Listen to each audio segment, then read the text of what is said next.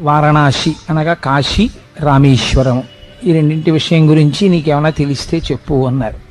అయితే సాధారణంగా ఏంటంటే ప్రపంచంలో ఎలా ఉంటుందంటే, ఏమండి సుందరకాండ గురించి చెప్పండి, రామాయణం గురించి చెప్పండి, లేకపోతే భాగవతం గురించి చెప్పండి, శివానంద లహరి గురించి చెప్పండి అని అడిగే వాళ్ళు ఉంటారు. కానీ కాశీ రామేశ్వరాల గురించి చెప్పండి అని అడిగిన వాళ్ళు ఇప్పటిదాకా నా జీవితంలో తటస్థపడలేదు. ఇదే మొదటిసారి కాశీ రామేశ్వరాల గురించి చెప్పండి అని. నేను యథార్థం చెప్పకపోవడమే, ఆ టాపిక్ గురించి విన్నప్పుడు నేను ఆశ్చర్యపోయాను. ఇదేమిటి ఇలా మనం ఎప్పుడు వినలేదే, ఇలా అడిగిన వాళ్ళని ఏమిటి ఇంత గమ్మత్తుగా అడిగారు అని. సరే, ఇంత మంచి విషయాన్ని వారు అడిగినప్పుడు దాన్ని ఎందుకు పక్కన పెట్టాలి అని తప్పకుండా దాని గురించి మాట్లాడుకుందాంలేండి అన్నాను. ఇది అసుర సంధ్య వేళ. అసుర సంధ్య వేళ, అందున త్రయోదశి ప్రవేశిస్తోంది, తెల్లవారితే. త్రయోదశి శైవ సాంప్రదాయమునందు చాలా విశిష్టమైనటువంటి తిథి. అటువంటి అసుర సంధ్య వేళలో, పరమోత్కృష్టమైనటువంటి సంధ్యాకాలంలో కాశీక్షేత్రాన్ని స్మరించడమే చాలా గొప్ప విశేషం. నేను ఎందుచేత ఈ మాట అంటున్నానంటే, కాశీక్షేత్రాన్ని గురించినటువంటి విశేషములు అనేక పురాణాల్లో చెప్పబడ్డాయి. దాని గురించి స్కాందంలో కొంత ప్రస్తావన ఉంది. విశేషంగా బ్రహ్మవైవర్త పురాణంలో కాశీ గురించి చెప్పబడింది. కాశీకి అనేక పేర్లు. కాశీ అని మనం సాధారణంగా వ్యవహరిస్తూ ఉంటాం. రెండవది వారణాసి అని ఒక పేరు. మూడవది మహాశ్మిశానము అని ఒక పేరు. ఎందుకనంటే వారణాసి వెళ్ళిన వాళ్ళు చూసుంటారు, సంకల్పం చెప్పేటప్పుడు మహాశ్మిశాని అని చెప్తారు. దానికి మహాశ్మిశానము అని ఒక పేరు. ఈ మూడు పేర్లతో ఉంటుంది కాశీ పట్టణం. ప్రపంచంలో భౌగోళికంగా భూమిని మనం అనేక పేర్లతో పిలిచినప్పుడు ఒక్కొక్క ఊరికి ఒక్కొక్క పేరు. ఇప్పుడు మన ఊరిని కాకినాడ కాకినాడ అని పిలుస్తున్నాం. అసలు దీని పేరు కాకినాడ కాదు, దీని అసలు పేరు కోకనదము. కోకనదము అని ఎందుకు పిలిచారంటే, ఎక్కడ పడితే అక్కడ పూర్వం ఈ పట్టణంలో చెరువులు ఉండేవిట. చెరువులుండి అరవిరిసినటువంటి ఎర్రతామరలతో నిండి ఉండేది ఈ పట్టణం. అందుకే మీరు ఇప్పటికీ చూడండి, ఎక్కడ చూసిన చెరువులు కనపడతాయి. బాలాజీ చెరువు అలా. ఇప్పుడంటే చెరువులు లేవనుకోండి, అవి కప్పెట్టేసి కొత్త కొత్త ప్రాంగణాలు వచ్చేస్తున్నాయి. కాబట్టి దీని పేరు కోకనదము. ఆ కోకనదము నానుడి యందు మారి మారి మారి మారి చిట్ట చివరికి ఇవాళ కాకినాడ అయింది. అలా మనం ఏదో ఆ ప్రాంతంలో ఉండేటటువంటి ఒక వైశిష్ట్యాన్ని దృష్టిలో పెట్టుకుని ఒక పేరు పెడుతూ ఉంటారు. కానీ కాశీ పట్టణానికి అలాగే వచ్చిందా పేరు, లేకపోతే అలా రావడం వెనకాతల ఏదైనా ఒక రహస్యం ఉన్నదా అంటే, వారణాసి అనబడేటటువంటిది పౌరాణికంగా వినపడేటటువంటి పేరు. ఎక్కువగా దాన్ని సంప్రదాయంలో వారణాసి అని పిలుస్తారు. వారణాసి అని పిలవడం వెనకాతల ఉన్న రహస్యం, గంగ ప్రవహించేటప్పుడు రెండు చోట్ల సంగమాన్ని చెందుతుంది. ఒకవైపు వారణ అన్నది నదితో సంగమాన్ని చెందుతుంది, వేరొక వైపు అసి అనబడేటటువంటి నదితో సంగమ స్థానాన్ని పొందుతుంది. రెండు నదీ సంగమ స్థానాల మధ్యలో ప్రవహించినటువంటి గంగానదీ పరివాహక ప్రాంతమును కలిగినటువంటి క్షేత్రం ఏదున్నదో దానికి వారణాసి అని పేరు. అయితే వారణాసికి ఎందుకంత గొప్పతనం వచ్చింది? మనం కాశీ వెళ్ళకపోతే జీవితంలో కాశీ నేను రాను అన్నవాడు ఉండడు. ఒక్కసారైనా కాశీ వెళ్ళాలండి అంటారు. పూర్వకాలంలో అయితే కాశీకి వెళ్ళినవాడు కాటికి వెళ్ళినట్లే అని ఒక సామెత ఉండేది. అలా తెలిసి కూడా మరి ఎందుకు కాశీ వెళ్ళడానికి సిద్ధపడేవారు? కాశీకి అంత గొప్పతనం ఎందుకు వచ్చింది? దీని గురించి నేను మాట్లాడవలసి వస్తే, నేను ఒక పురాణ వాక్కు గురించి చెప్పకుండా చెప్తే దానికి నేను ఒక పరిపూర్ణత ఇచ్చినవాడను కాను. మనకి యుగాల్లో కృతయుగము అని ఒక యుగం ప్రారంభంలో, ప్రతి యుగానికి ఒక యుగ పురుషుడు అని ఒక ఆయన ఉంటారు. అంటే ఆ యుగాన్ని, ఆ యుగము యొక్క ధర్మమును నడిపించేటటువంటి వాడు. కృతయుగంలో ఉండేటటువంటి ఆ యుగ పురుషుని యొక్క లక్షణములు ఎలా ఉండేవంటే, ఆయన యజ్ఞోపవీతం వేసుకుని చేతిలో జపమాల పట్టుకుని ఉండేవాడు. దానివలన మీకు ఏది సూచితమవుతుందంటే, ఆ కాలమునందు కృతయుగంలో ఉండేటటువంటి ప్రజలందరూ వైరాగ్య సంపత్తితో ఉండేవారు. తర్వాత త్రేతాయుగం వచ్చింది. త్రేతాయుగం వచ్చేటప్పటికీ అక్కడ ఉన్నటువంటి యుగపురుషుడు చేతితో స్రవము అనబడేటటువంటి దాన్ని పట్టుకున్నాడు. యజ్ఞం చేసేటటువంటి వాళ్ళకి, యాగాలు చేసే వాళ్ళకి రెండు పేర్లు బాగా తెలుస్తాయి. సృక్కు, స్రవము అని రెండింటిని వాడతారు. అంటే ఆ హవిస్సుని వాటిని తీసి అగ్నిహోత్రంలోకి వేస్తూ ఉంటారు. ఆ స్రవము చేతితో పట్టుకుని స్వధర్మానుష్ఠానపరుడైనటువంటి వ్యక్తిగా కనపడుతుండేవాడు త్రేతాయుగంలో.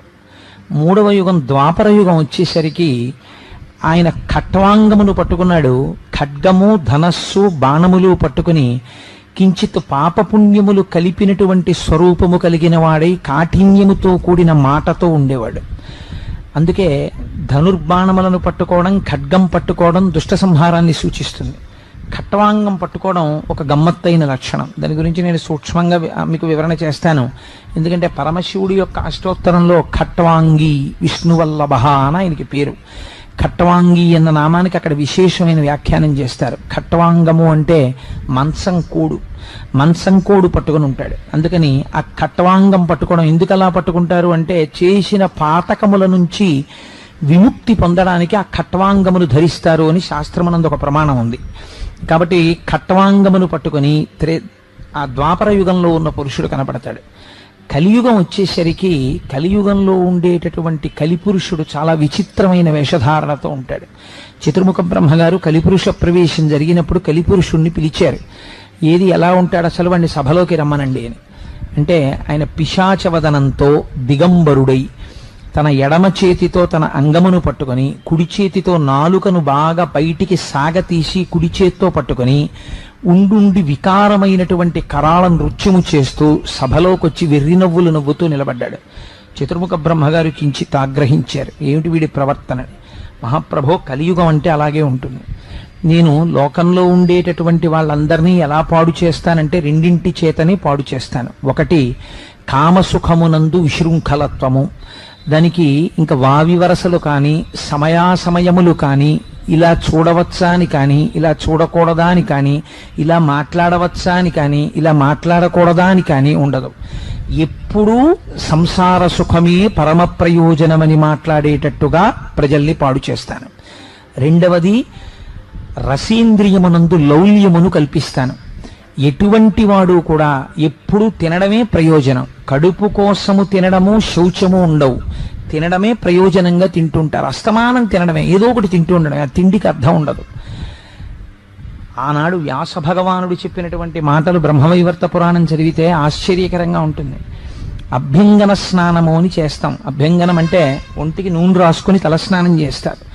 అభ్యంగన స్నానం దేని గురించి చేస్తారు అంటే, శరీరమునకు ఉన్నటువంటి పాపరాశిని ధ్వంసము చేసుకుని శౌచముతో కూడినటువంటి రీతిలో ఈశ్వరారాధనము చేసి వ్రతములు మొదలైనవి చేసేటప్పుడు పీటల మీద కూర్చునేటప్పుడు అభ్యంగనం ఆచరించాలని శాస్త్రం.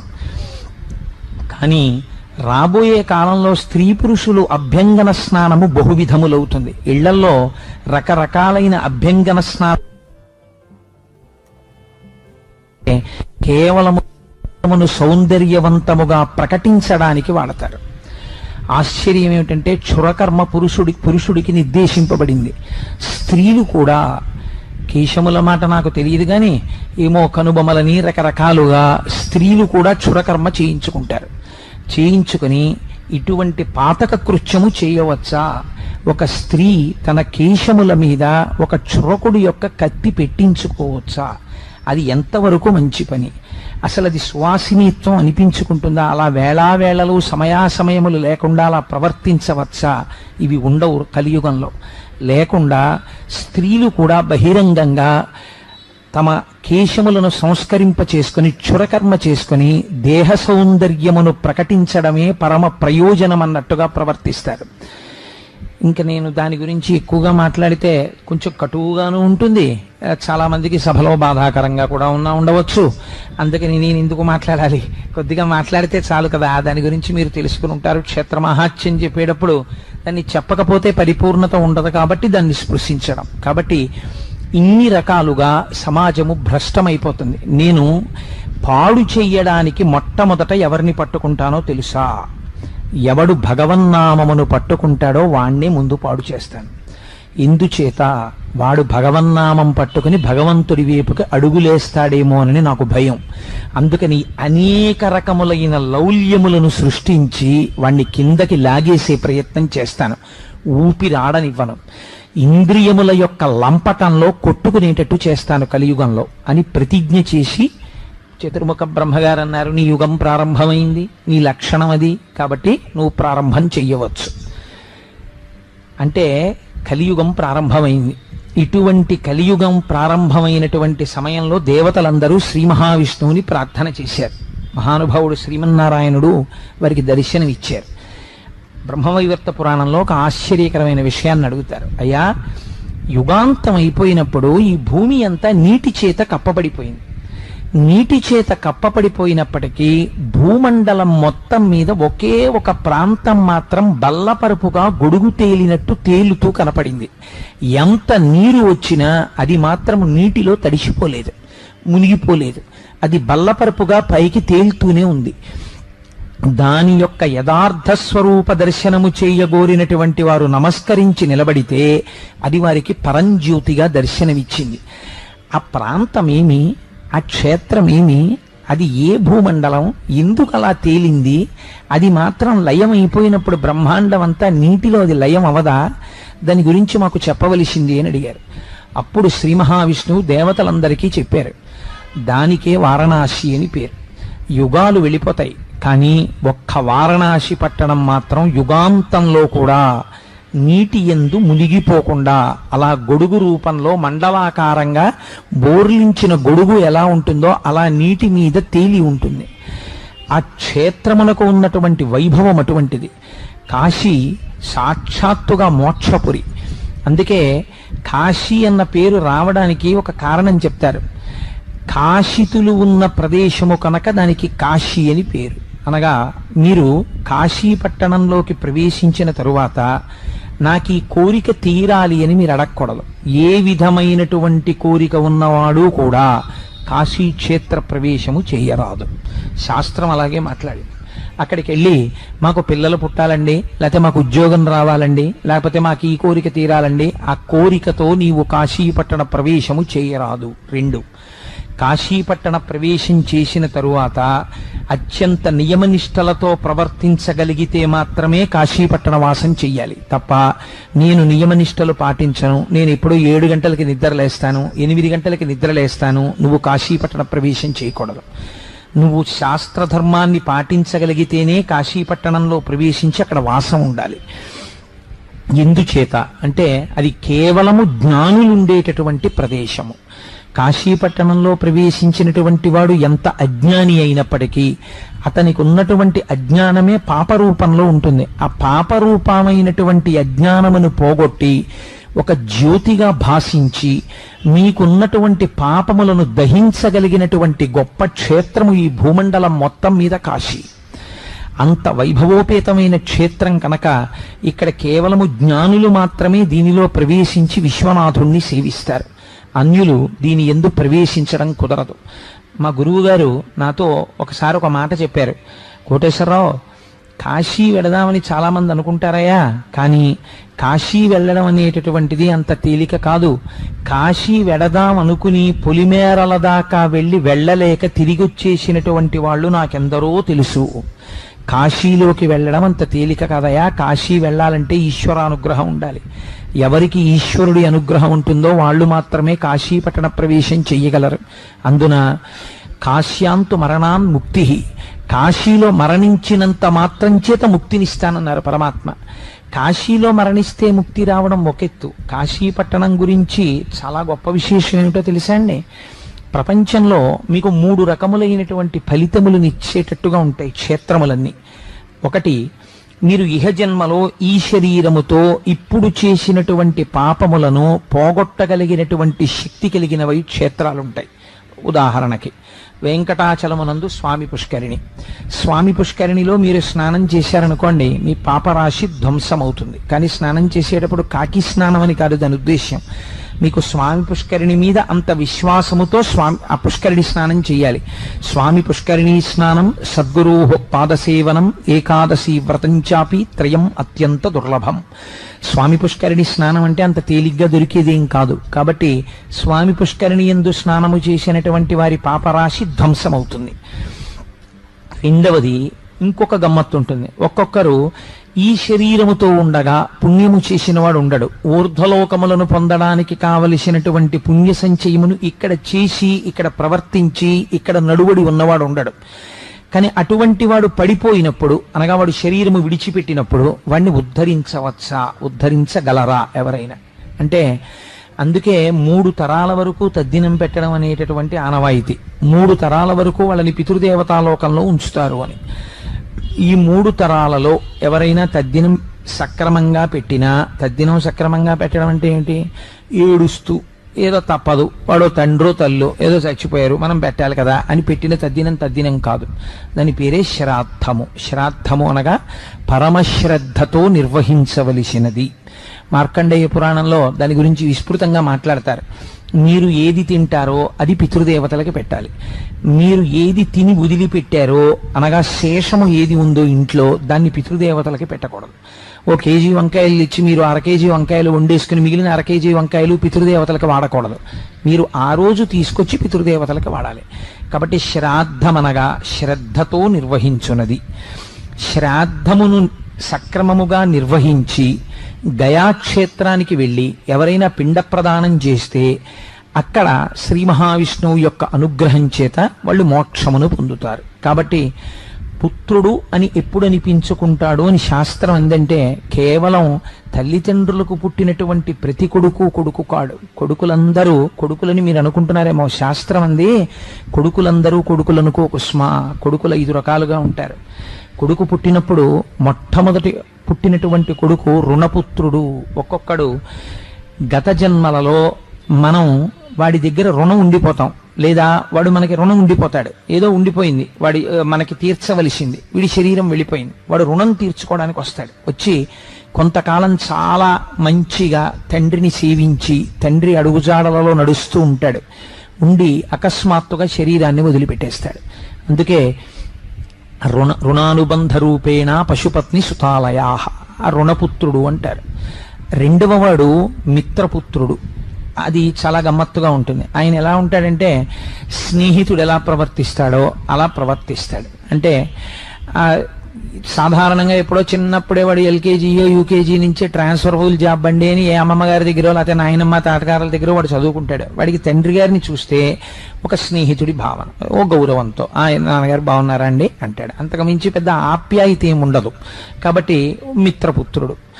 3వ వాడు ఉంటాడు, వాడు సేవకపుత్రుడు. వాడిది చాలా గమ్మత్తుగా ఉంటుంది. వాడికి అక్షరం ముక్క రాదు, తండ్రిని ఉద్ధరించలేడు, ఓ రూపాయి సంపాదించలేడు, వాడు ఎందుకు పనికిరాడు. కానీ వాడికి ఉన్న గొప్పతనం ఏమిటో తెలుసా అండి? మీరు వెళ్ళే గేటు దగ్గర నించున్నారనుకోండి, వాడు కుర్చీ పట్టుకొట్టేస్తాడు. నాన్నగారండి కూర్చోండి నాన్నగారండి అంటాడు. పడుకున్నారనుకోండి, నాన్నగారండి మీ కాళ్ళు పడతానండి అంటాడు. తండ్రి స్నానం చేసి వచ్చేసాడు అనుకోండి, నాన్నగారు మీ పంచి నేను ఆరేసేసానండి అంటాడు. తండ్రి సంధ్యావందనం చేసుకుందామని కూర్చున్నాడు అనుకోండి, తండ్రికి చెంబుతో నీళ్లు తీసుకొచ్చి బిందెతో అక్కడ పెట్టేస్తాడు. ఏమి చేస్తాడంటే ఒక సేవకుడు ఎలా ప్రవర్తిస్తాడో అలా ప్రవర్తిస్తాడు. అంటే గత జన్మలలో ఉండిపోయినటువంటి సేవకులు శరీరమును విడిచిపెట్టేటప్పుడు యజమానినే జ్ఞాపకం చేసుకుంటూ వెళ్ళిపోతే వాళ్ళు సేవకుడు మళ్ళీ పుత్రుడిగా వస్తాడు. అందుకని సేవక పుత్రుడు. ఇంకొకడు ఉంటాడు, వాడో విచిత్రమైన వ్యక్తి, కర్మపుత్రుడు. వాడు ఎందుకు పనికి వస్తాడంటే చిన్నప్పటి నుంచి ఎక్కడో హాస్టల్లో ఉంటాడు, అలాగే పెరుగుతాడు. ఆ తర్వాత ఇంజనీరింగ్, ఆ తర్వాత పీజీ, ఆ తర్వాత ఉద్యోగం వచ్చేస్తుంది. వాడు ఎక్కడో చదువుకుంటుంటాడు, వాడు ఎక్కడో ఉద్యోగం చేసుకుంటాడు, వాడి అకౌంట్ వాడే వేసుకుంటాడు. వాడు ఒక రోజున వచ్చి దండం పెడతాడు, నాన్నగారండి మీ కోడల్ని తీసుకొచ్చాను ఆయుష్మాన్ భవ అంటాడు తండ్రి. వాడు వెళ్ళిపోతాడు. వాడు ఎక్కడో ఉంటుంటాడు, ఎప్పుడో టెలిగ్రామ్ ఇస్తాడు. నేను ఈ మధ్య కాకినాడలో ఒక విచిత్రమైన విషయం విన్నాను. నా స్నేహితుడు పేరెందుకు లేని చెప్పడం, ఆయన వాళ్ళ అబ్బాయిని చూడడానికి వెళ్తే మనవడితో కూడా ఉన్నాడు వాళ్ళ అబ్బాయి. ఆయన చూసొచ్చి ఏం ఆశ్చర్యం కోటేశ్వరారు, నాకు మనవాడు కూడా పుట్టిసేయండి, మా అబ్బాయి చెప్పనే లేదు నాకు అన్నాడు. ఒక్కొక్క కొడుకు అలా ఉంటాడు. కాబట్టి వాడు ఎప్పుడు వస్తాడంటే ఈ తండ్రి శరీరం పడిపోయిన తర్వాత వాడికి టెలిగ్రామ్ స్థితులలో కాశీపట్టణం చేరి కాశీపట్టణంలో ప్రాణోత్క్రమణం అయిందనుకోండి, విశ్వమునకు నాథుడైనటువంటి వాడెవడున్నాడో ఆ విశ్వనాథుడు ఒక మహోపకారాన్ని చేస్తాడు. అయితే ఇది మనుష్యులకే చెందుతుందా అని మీరు అనుకోకండి. పిపీలికాది పర్యంతములో కాశీక్షేత్రములో ఎవరు ప్రాణమును విడిచిపెట్టినా ప్రాణం ఉన్నప్పుడు లోపల నుంచి వచ్చినటువంటి ఊపిరి కదండి శబ్దంగా మారుతుంది, వాక్కుగా మారుతుంది. ఊపిరి లేకపోతే వాక్కుగా ఎలా మారుతుంది? మారదు. ఇప్పుడు నాలో ఉన్నటువంటి ఊపిరి పైకొచ్చి వాక్కుగా మారుతోంది. అందుకని వాయువే వాక్కుగా మారాలి. ఇలా ఆఖరి ఊపిరిని తారకం కింద మారుస్తాడు. తారకం అనగానేమి? తారకము అంటే ఏది మిమ్మల్ని సంసార సముద్రము నుంచి జనన మరణ ప్రవాహము నుంచి ఉద్ధరించగలదో దానికి తారకమని పేరు. అటువంటి తారకాన్ని ఎవరు ఉపదేశిస్తారు అంటే ఉదారుడై. ఇంతటి ప్రయోజనాన్ని బహుశः ఏ రూపము చేయదు. అది చీమ, బొద్దింక, ఈగ, పామ, తేల, మనిష, పండితుడా, పామరుడా చూడకుండా ఆఖరి ఊపిరి విడిపోతున్నప్పుడు ఆ జీవి యొక్క కుడి చెవి దగ్గరికి వచ్చి తారకాన్ని చెప్పి వారి చేత చెప్పించి ప్రాణోత్క్రమణం అయిపోతుండగా తారకాన్ని పలికాడు కాబట్టి వీణ్ణి యమదూతలు తీసుకెళ్లడానికి వీలు లేదని నిర్ధారించి వాణ్ణి కైలాసానికో విష్ణు సాయుధ్యానికో పంపించగలిగినటువంటి శక్తి కలిగిన వాడై అక్కడ విశ్వనాథుడై పరమశివుడు ఉంటాడు. ఇది పురాణ వాక్కైతే అలా నిజంగా జరుగుతుందా? అంత తేలిగ్గా ఇచ్చేస్తారండి. అది ఇజ్ ఇట్ సో ఈజీ? ఎంత పాపం చేసిన వాడైనా కాశీ వెళ్ళి చచ్చిపోతానంటే కాశీ వెళ్ళి చచ్చిపోతే అంత అలా మోక్షం వచ్చేస్తుందా? అదంత తేలిక అని అనుమానం వస్తే రామకృష్ణ పరమహంస అంతర్ముఖులై ధ్యానం చేసి వారణాసి పట్టణ దర్శనం చేశారు.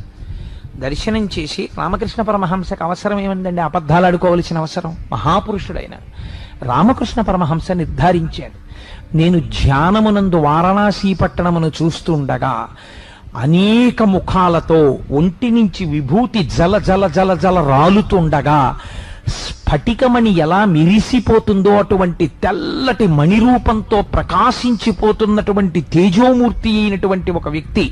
చాలా మంది ఒక భావనతో ఉంటారు, శంకరుడు ఘోర రూపంతో ఉంటాడు, శివుణ్ణి చూడడం చాలా కష్టం అండి అనుకుంటూ ఉంటారు. మీకు నేను ఒక పరమరహస్యం చెప్తాను. అసలు ప్రపంచమునందు సౌందర్యం ఎక్కడుందంటే శివుడి అందే ఉంటుంది. ఎందుకనో తెలుసా అండి? లింగ పురాణం చెప్పింది శివుడి యొక్క సౌందర్యం గురించి. ఘృతరీతి ఘనీభూతం సచ్చిదానంద విగ్రహం అని చెప్పింది. నీతిని తీసుకొచ్చి రాశిగా పోసేస్తే నీతి ముద్ద ఎలా ఉంటుందో శంకరుడు అంత అందంగా ఉంటాడు. బేసి కన్నువాడు కదా, ఇక్కడ మూడో కన్ను ఉంటుంది కదా, ఎలా అందంగా ఉంటాడు అన్నారు. ఆయనకి శాంతరూపుడై దర్శనమిచ్చేటప్పుడు మూడవ కంటితో దర్శనమివ్వడు, అది పాలభాగమనందు ప్రకాశిస్తున్నటువంటి కుంకుమ బొట్టు రూపంలో ప్రకాశిస్తుందట. అందుకే రావణుడు అడుగుతాడు, కదా నిలింప నిర్ఝరీ నికుంజకోటరే వసన్ విముక్త దుర్మతి సదాశిరస్తమంజలిం వహన్ విముక్తలోలలోచనల్లలాటపాల లగ్నక శివేతి మంత్రముచ్చర సదాసుఖీ భవామ్యహం అంటాడు.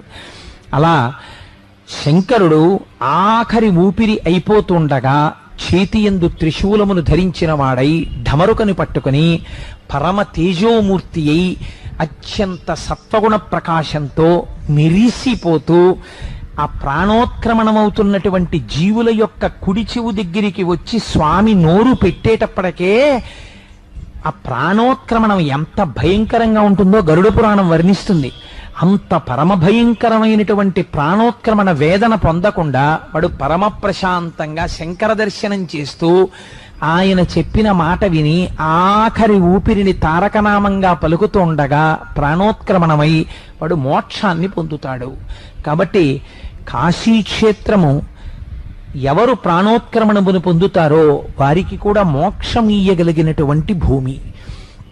మరైతే అసలు ఐశ్వర్య స్థానం అక్కడ లేదా? కాశీపట్టణం వెళ్ళిన వాళ్ళకి మామూలుగా లౌకికమైనటువంటి కోరిక ఏదైనా ఉంటే ఆ కోరిక తీరే అవకాశము ఉండదా అంటే శాస్త్రం అంది, వారణాసి పట్టణ ప్రవేశం చేసినప్పుడు యథార్థమునకు తిన్నగా వెళ్ళి విశ్వనాథ దర్శనం చెయ్యకూడదు. శివాలయంలోకి వెళ్ళి మొట్టమొదట డుండి గణపతి అని ఉంటారు, చాలా పెద్ద స్వరూపం.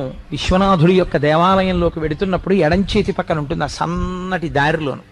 ఆ డుండి గణపతి దర్శనం చేసి ఆయనకొక్క నమస్కారం చేసి ఆయన పాదాల మీద ఒక 4 ఎర్రటి పూలుంచితే మీరు అడిగినా అడగకపోయినా డుండి గణపతి యొక్క అనుగ్రహం చేత మీకు ఇహమునందు కావలసినటువంటి కోర్కెలు సిద్ధిస్తాయి.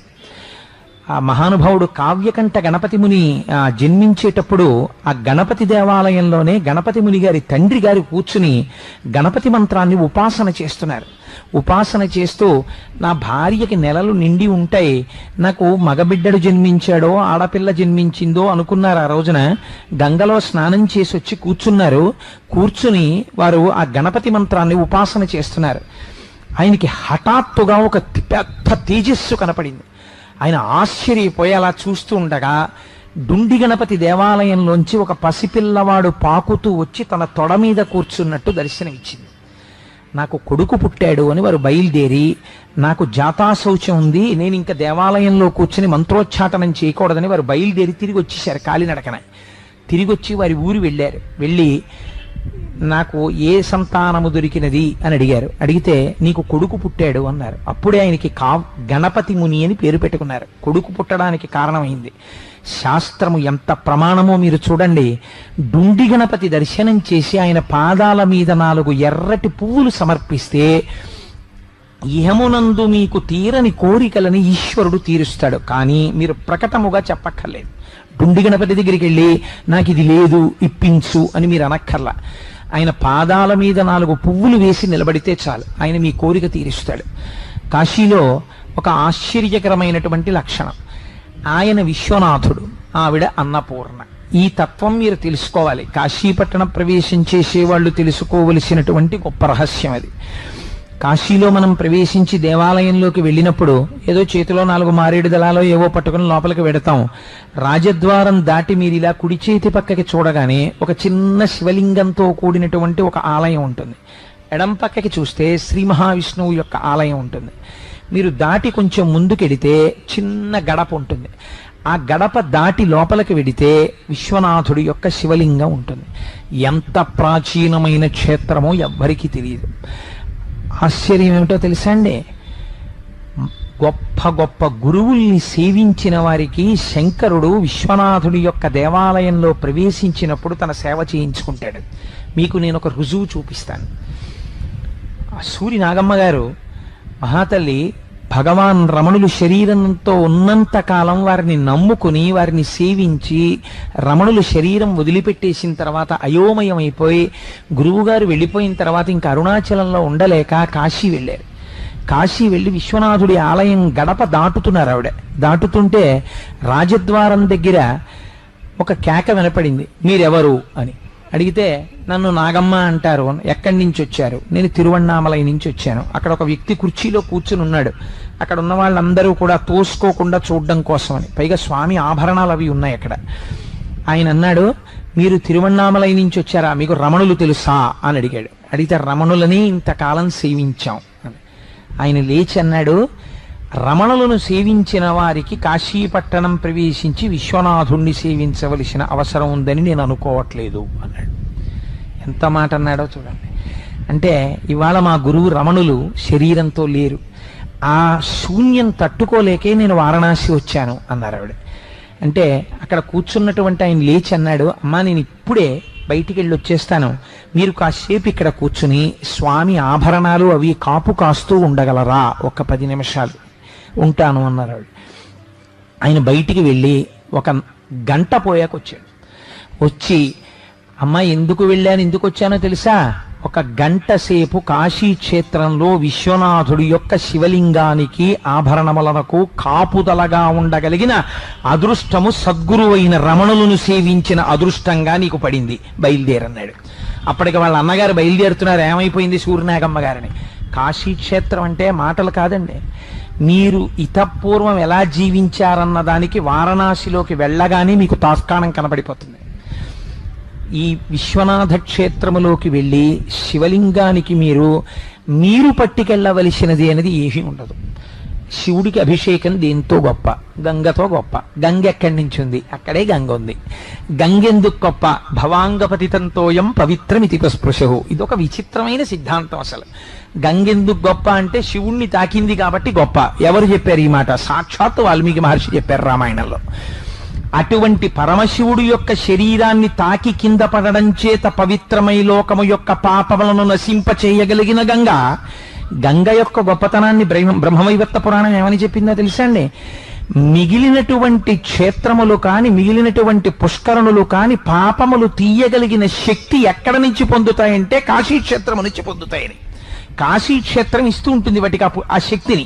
ఇస్తే ఆ శక్తి చేత పాపాలని తీస్తాయి అని నిర్ధారించింది.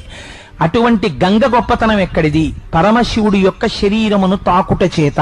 ఇప్పుడు ఈ గంగ మీరు ఎక్కడి నుంచి తేవాలి? ఆకాశీలోంచే తేవాలి. అక్కడే కాస్త గంగ పట్టుకెళ్ళి ఆ శివుడి యొక్క తల మీద పోశారనుకోండి, మీరు తెచ్చినది అన్నది ఏమైనా ఉన్నదా? ఏమీ లేదు. అంటే మీకు ఇందులో ఏమిటి తెలుస్తోంది? ఈశ్వరుడికి మీరివ్వగలిగినది లేదు. మీరేమివ్వాలి మరి అంటే, ఈ సృష్టి అంతా ఆయనదే అని తెలుసుకుని గంగ శివుడి మీద పడడం చేత మీరు పవిత్రులవ్వాలి. ఆయన కాదు పవిత్రం అవడం, శివుడిని తాకి గంగ పవిత్రమైంది. గంగ పోసి శివుడు పవిత్రం అవడం ఏమిటి? గంగ శివుడి మీద పోసి మీరు తెలుసుకోవాలి, ఈ సమస్త బ్రహ్మాండములు సమస్త ఐశ్వర్యములు వాడివి, వాడివైన ఐశ్వర్యాన్ని నాకు వాడిచ్చాడు, నన్ను ధన్యుణ్ణి చేశాడు అని మీరు తెలుసుకుని జ్ఞానమునందు నిలబడడం కాశీక్షేత్రంలో విశ్వనాథలింగము ముందు నిలబడము యొక్క రుజువు. అలా నిలబడగలగాలి. నిలబడి మీరు ఇన్ని నీళ్లు పోశారనుకోండి చాలు, తృప్తి. ఇంకేం చెయ్యాలి? అభిషేకం ఇంకేం లేదు, ఇన్ని నీళ్లు పోసేస్తే చాలు. అందుకే కాశీక్షేత్రంలో ఒక గమ్మత్తు, జ్ఞానం ఆవిర్భవించేటప్పుడు దానికి ఏమైనా వెనకాతల ప్రీసపోజిషన్ ఉంటుందా అంటే ఇది ఉండాలి, ఈ క్వాలిఫికేషన్ ఉంటే జ్ఞానం ఇస్తామని ఏమైనా ఉంటుందా అంటే బిఏ సిలబస్ అంతా పాస్ అయి చదువుకున్న వాడికి బిఏ డిగ్రీ ఇచ్చినట్టు ఈశ్వరుడు జ్ఞానం ఇచ్చేటప్పుడు ఏమి చూస్తాడు అంటే ఈశ్వరుడు జ్ఞానం ఇచ్చేటప్పుడు చూసేది ఏదో తెలుసా అండి? మీరు పొందేటటువంటి పరితాపం ఒక్కటే. ఈశ్వర నాకేముందని నేను జ్ఞానం పొందగలను? నాకేమీ లేదు, కాబట్టి నువ్వే నాకు జ్ఞానమునిచ్చి నన్ను కటాక్షించు అని మీరు శరణాగతి చేసి వెళ్ళి నిలబడితే ఆ కారణం చేత ఈశ్వరుడు మీకు జ్ఞానం ఇస్తాడు. ఆయన విశ్వనాథుడు కనుక ఇవ్వగలడు. అందుకే శౌచాశౌచ నియమం లేదు. ఎవరైనా విశ్వనాథుడి దగ్గరికి వెళ్ళి, ఆయన విశ్వనాథుడు, మీరు బిడ్డలు వెళ్ళి ఆయన మీద అభిషేకం చేసేస్తారు. చేసేసి ఆలయానికి ఎడం పక్క కొంచెం లోపలికి వెడితే ఒక మూల అన్నపూర్ణమ్మ తల్లి ఉంటుంది. చిత్రం ఏమిటో తెలుసా అండి? ఆవిడ ఇలా చేత్తో గరిట పట్టుకుని సిద్ధంగా ఉంటుంది. ఉభౌ దర్వీ కుంభౌ మణిగణక సంభావిత గుణౌ దధానా పాణిభ్యామృతరస మృష్ణాన్న కలితౌ అని లలితా సహస్రనామ స్తోత్రంలో అన్నదా అనొక నామం. అన్నమిచ్చేటటువంటి తల్లి ఆవిడే.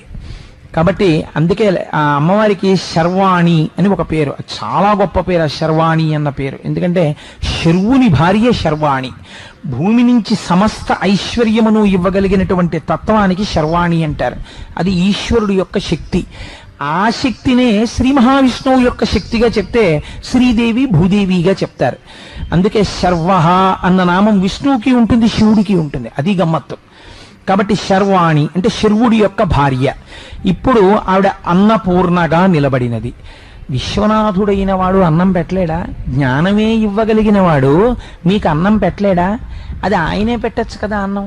అమ్మవారికి ఇవ్వడం ఎందుకు అన్నం పెట్టేటటువంటి శక్తిని? అంటే శంకరుడు అన్నపూర్ణాదేవిగా అమ్మవారిని నిలబెట్టడం వెనకాతల ఒక రహస్యం ఉంది. తండ్రి బిడ్డడి యొక్క ఆకలిని తెలుసుకోవచ్చు, తెలుసుకోకపోవచ్చు. ఎందుకనంటే ఇది సృష్టిలో మీకు అందరికీ తెలుసున్న రహస్యమే. తండ్రి సాధారణంగా ఏదో పనిలో ఉంటాడు, ఎవరో ఇంటికి వస్తారు, వాళ్ళతో ఏదో మాట్లాడుతుంటాడు, వాళ్ళు వెళ్ళిపోతారు, ఇంకోళ్ళు వస్తారు, వాళ్ళు వెళ్ళిపోతారు, ఇంకోళ్ళు వస్తారు, మాట్లాడుతుంటాడు. 9 అయిపోతుంది, 9:15 అయిపోతుంది. అమ్మా ఆకలేసేస్తోందమ్మా, ఆకలేసేస్తోందమ్మా అంటాడు పిల్లాడు. అమ్మకి తెలుసు. ఆవిడ నిశ్శబ్దంగా లోపలికి వెళ్ళి నువ్వు తినేసేయని గబగబా కంచంలో పెట్టి పిల్లాడికి పెట్టేస్తుంది. అదే తండ్రిని నమ్ముకున్నాడు అనుకోండి, వాడికి రాత్రి 10 అయినా అన్నం ఉండదు. ఎందుకని నేను ఒక యథార్థాన్ని మీకు ఆవిష్కరిస్తున్నాను. అమ్మకే ఉంది. అలా పోషించగలిగిన శక్తి అమ్మదే. పురుష స్వరూపంతో అటువంటి పోషణ జరగదు. పైగా శాస్త్రమనందు ఒక మర్యాద ఉంది. ఏమిటా మర్యాద అంటే ప్రకృతిగా ఆవిడ పోషింపచేస్తుంది, ప్రకృతిగా ఆవిడ నిలబెడుతుంది. ప్రకృతిగా మీకు ఈ భూమి వాయువు ఇవన్నీ అమ్మవారి తత్వంగా చెప్తాం. అందుచేత ఆవిడ మీకు అన్నమును పెట్టగలిగిన శక్తి. ఈ అన్నం పెట్టడం అంటే మీ చేతిలో పెట్టడం కాదు, అన్నం పెట్టడం, అన్నాన్ని పొందడం, అన్నాన్ని తినడం, తిన్న అన్నాన్ని జీర్ణం చేసుకోవడం, ఇవి చాలా అవసరమైనటువంటి విషయాలు. ఐశ్వర్యం ఎంతో ఉంది ఇంట్లో, బోలెడంత ఐశ్వర్యం ఉంది, కానీ ఈయన ఏమీ తినకూడదు. ఈయన ఏం తింటుంటాడంటే మందులు ఒకటే తింటుంటాడు, గ్లాసు నీళ్లు, మందులు, టాబ్లెట్లు ఇన్ని తింటాడు, ఇంత మజ్జిగో ఇంత జావో తాగుతాడు. ఎందుకనండి అన్నారు అనుకోండి, ఏది పడదవు, ఏది తినకూడదు. ఇంట్లో ఉండవా? అన్నీ ఉంటాయి. అందుకే రుద్రాభిషేకం చేస్తే ఏమడుగుతారో తెలుసా అండి? ద్రాపేయం ధస్సస్పతే దరిద్రం నీలలోహిత. స్వామి నీకు చేసినటువంటి ఈ అభిషేకం చేత ఉండడం కాదు, ఉన్న పదార్థాన్ని తిని జీర్ణం చేసుకోగలిగినటువంటి శక్తి కూడా మా యందు ఉండాలి. లేకపోతే ఇంటిలో ఉన్నదానికి లోపలికి వెళ్లేదానికి మధ్యలో ఒక అంతరం ఏర్పడిపోతుంది, అది లోపలికి వెళ్ళదు, అదొక దరిద్రమే.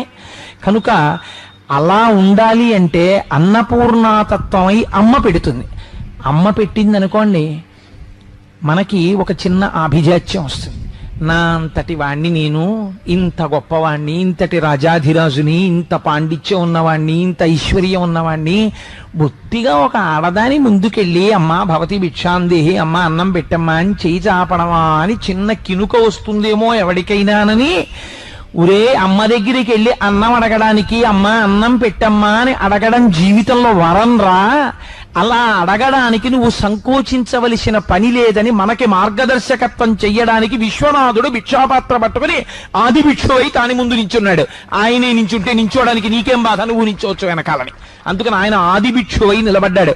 అందుకే ఆ అద్భుతమైనటువంటి అన్నపూర్ణాష్టకం చేస్తారు. నిత్యానందకరీ వరాభయకరీ సౌందర్య రత్నాకరీ అని. అందులో కాశీపురాధీశ్వరి భిక్షాందేహి కృపావలంబనకరీ మాతా అన్నపూర్ణేశ్వరి అని. ఆ భిక్ష ఎటువంటి భిక్షో తెలుసా అండి? భిక్ష అంటే మీరు కేవలం అన్నం భిక్ష కింద వేయడం అనుకుంటారేమో, పొరపాటది. పోతన గారు భాగవతంలో ఒక శ్లోకం చెప్తారు. భిక్షాపాత్రికనిచ్చెను యక్షేషుడు వామననకు అక్షయమనుచున్ సాక్షాత్కరించి పెట్టెను భిక్షుడకు భవాని పూర్ణ భిక్ష నరేంద్ర అన్నారు. మర్యాద తెలుసున్న వాళ్ళు అలాగే మాట్లాడతారు.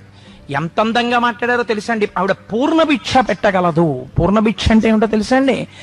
ఇహమునందు ఈ శరీరానికి తినేయడమే ప్రయోజనంగా తినేయడానికి కాదు, తినడం దేని కొరకు తినడం పూర్తి చేశారు శంకర భగవత్పాదులు. ఏం కావాలో తెలుసా అమ్మా నాకు? జ్ఞాన వైరాగ్య సిద్ధ్యర్థం భిక్షాం దేహి చ పార్వతి మోక్షద్వార కవాటపాటనకరీ కాశీపురాధీశ్వరి భిక్షాం దేహి కృపావలంబనకరీ మాతా అన్నపూర్ణేశ్వరి. నిజంగా అష్టకం మనసుని కుదిపేస్తుంది. అలా ఉంటుంది. ఆవిడ మోక్షద్వార కవాటమును తీస్తుంది. ఎలా తీస్తుందో తెలుసా అండి? ఇదే అన్నపూర్ణమ్మ యొక్క తత్వాన్ని అర్థం చేసుకుని మీరు ఒక్క 2 నిమిషాలు అక్కడ కూర్చుని ధ్యానం చేయాలి. తల్లి దగ్గర ఒక గొప్ప గుణం ఉంటుంది. ఆవిడ ఏం చేస్తుందంటే అలిపు ఆ చేతిలో ఒక పెద్ద మధుపాత్ర పట్టుకుంటుంది. అంటే తేనెతో ఉంటుంది ఆ పాత్ర. దాని మీద సీతాకోక చిలుకలు ఎగురుతుంటాయి. ఒక చేత్తో గరిటె పట్టుకుంటుంది.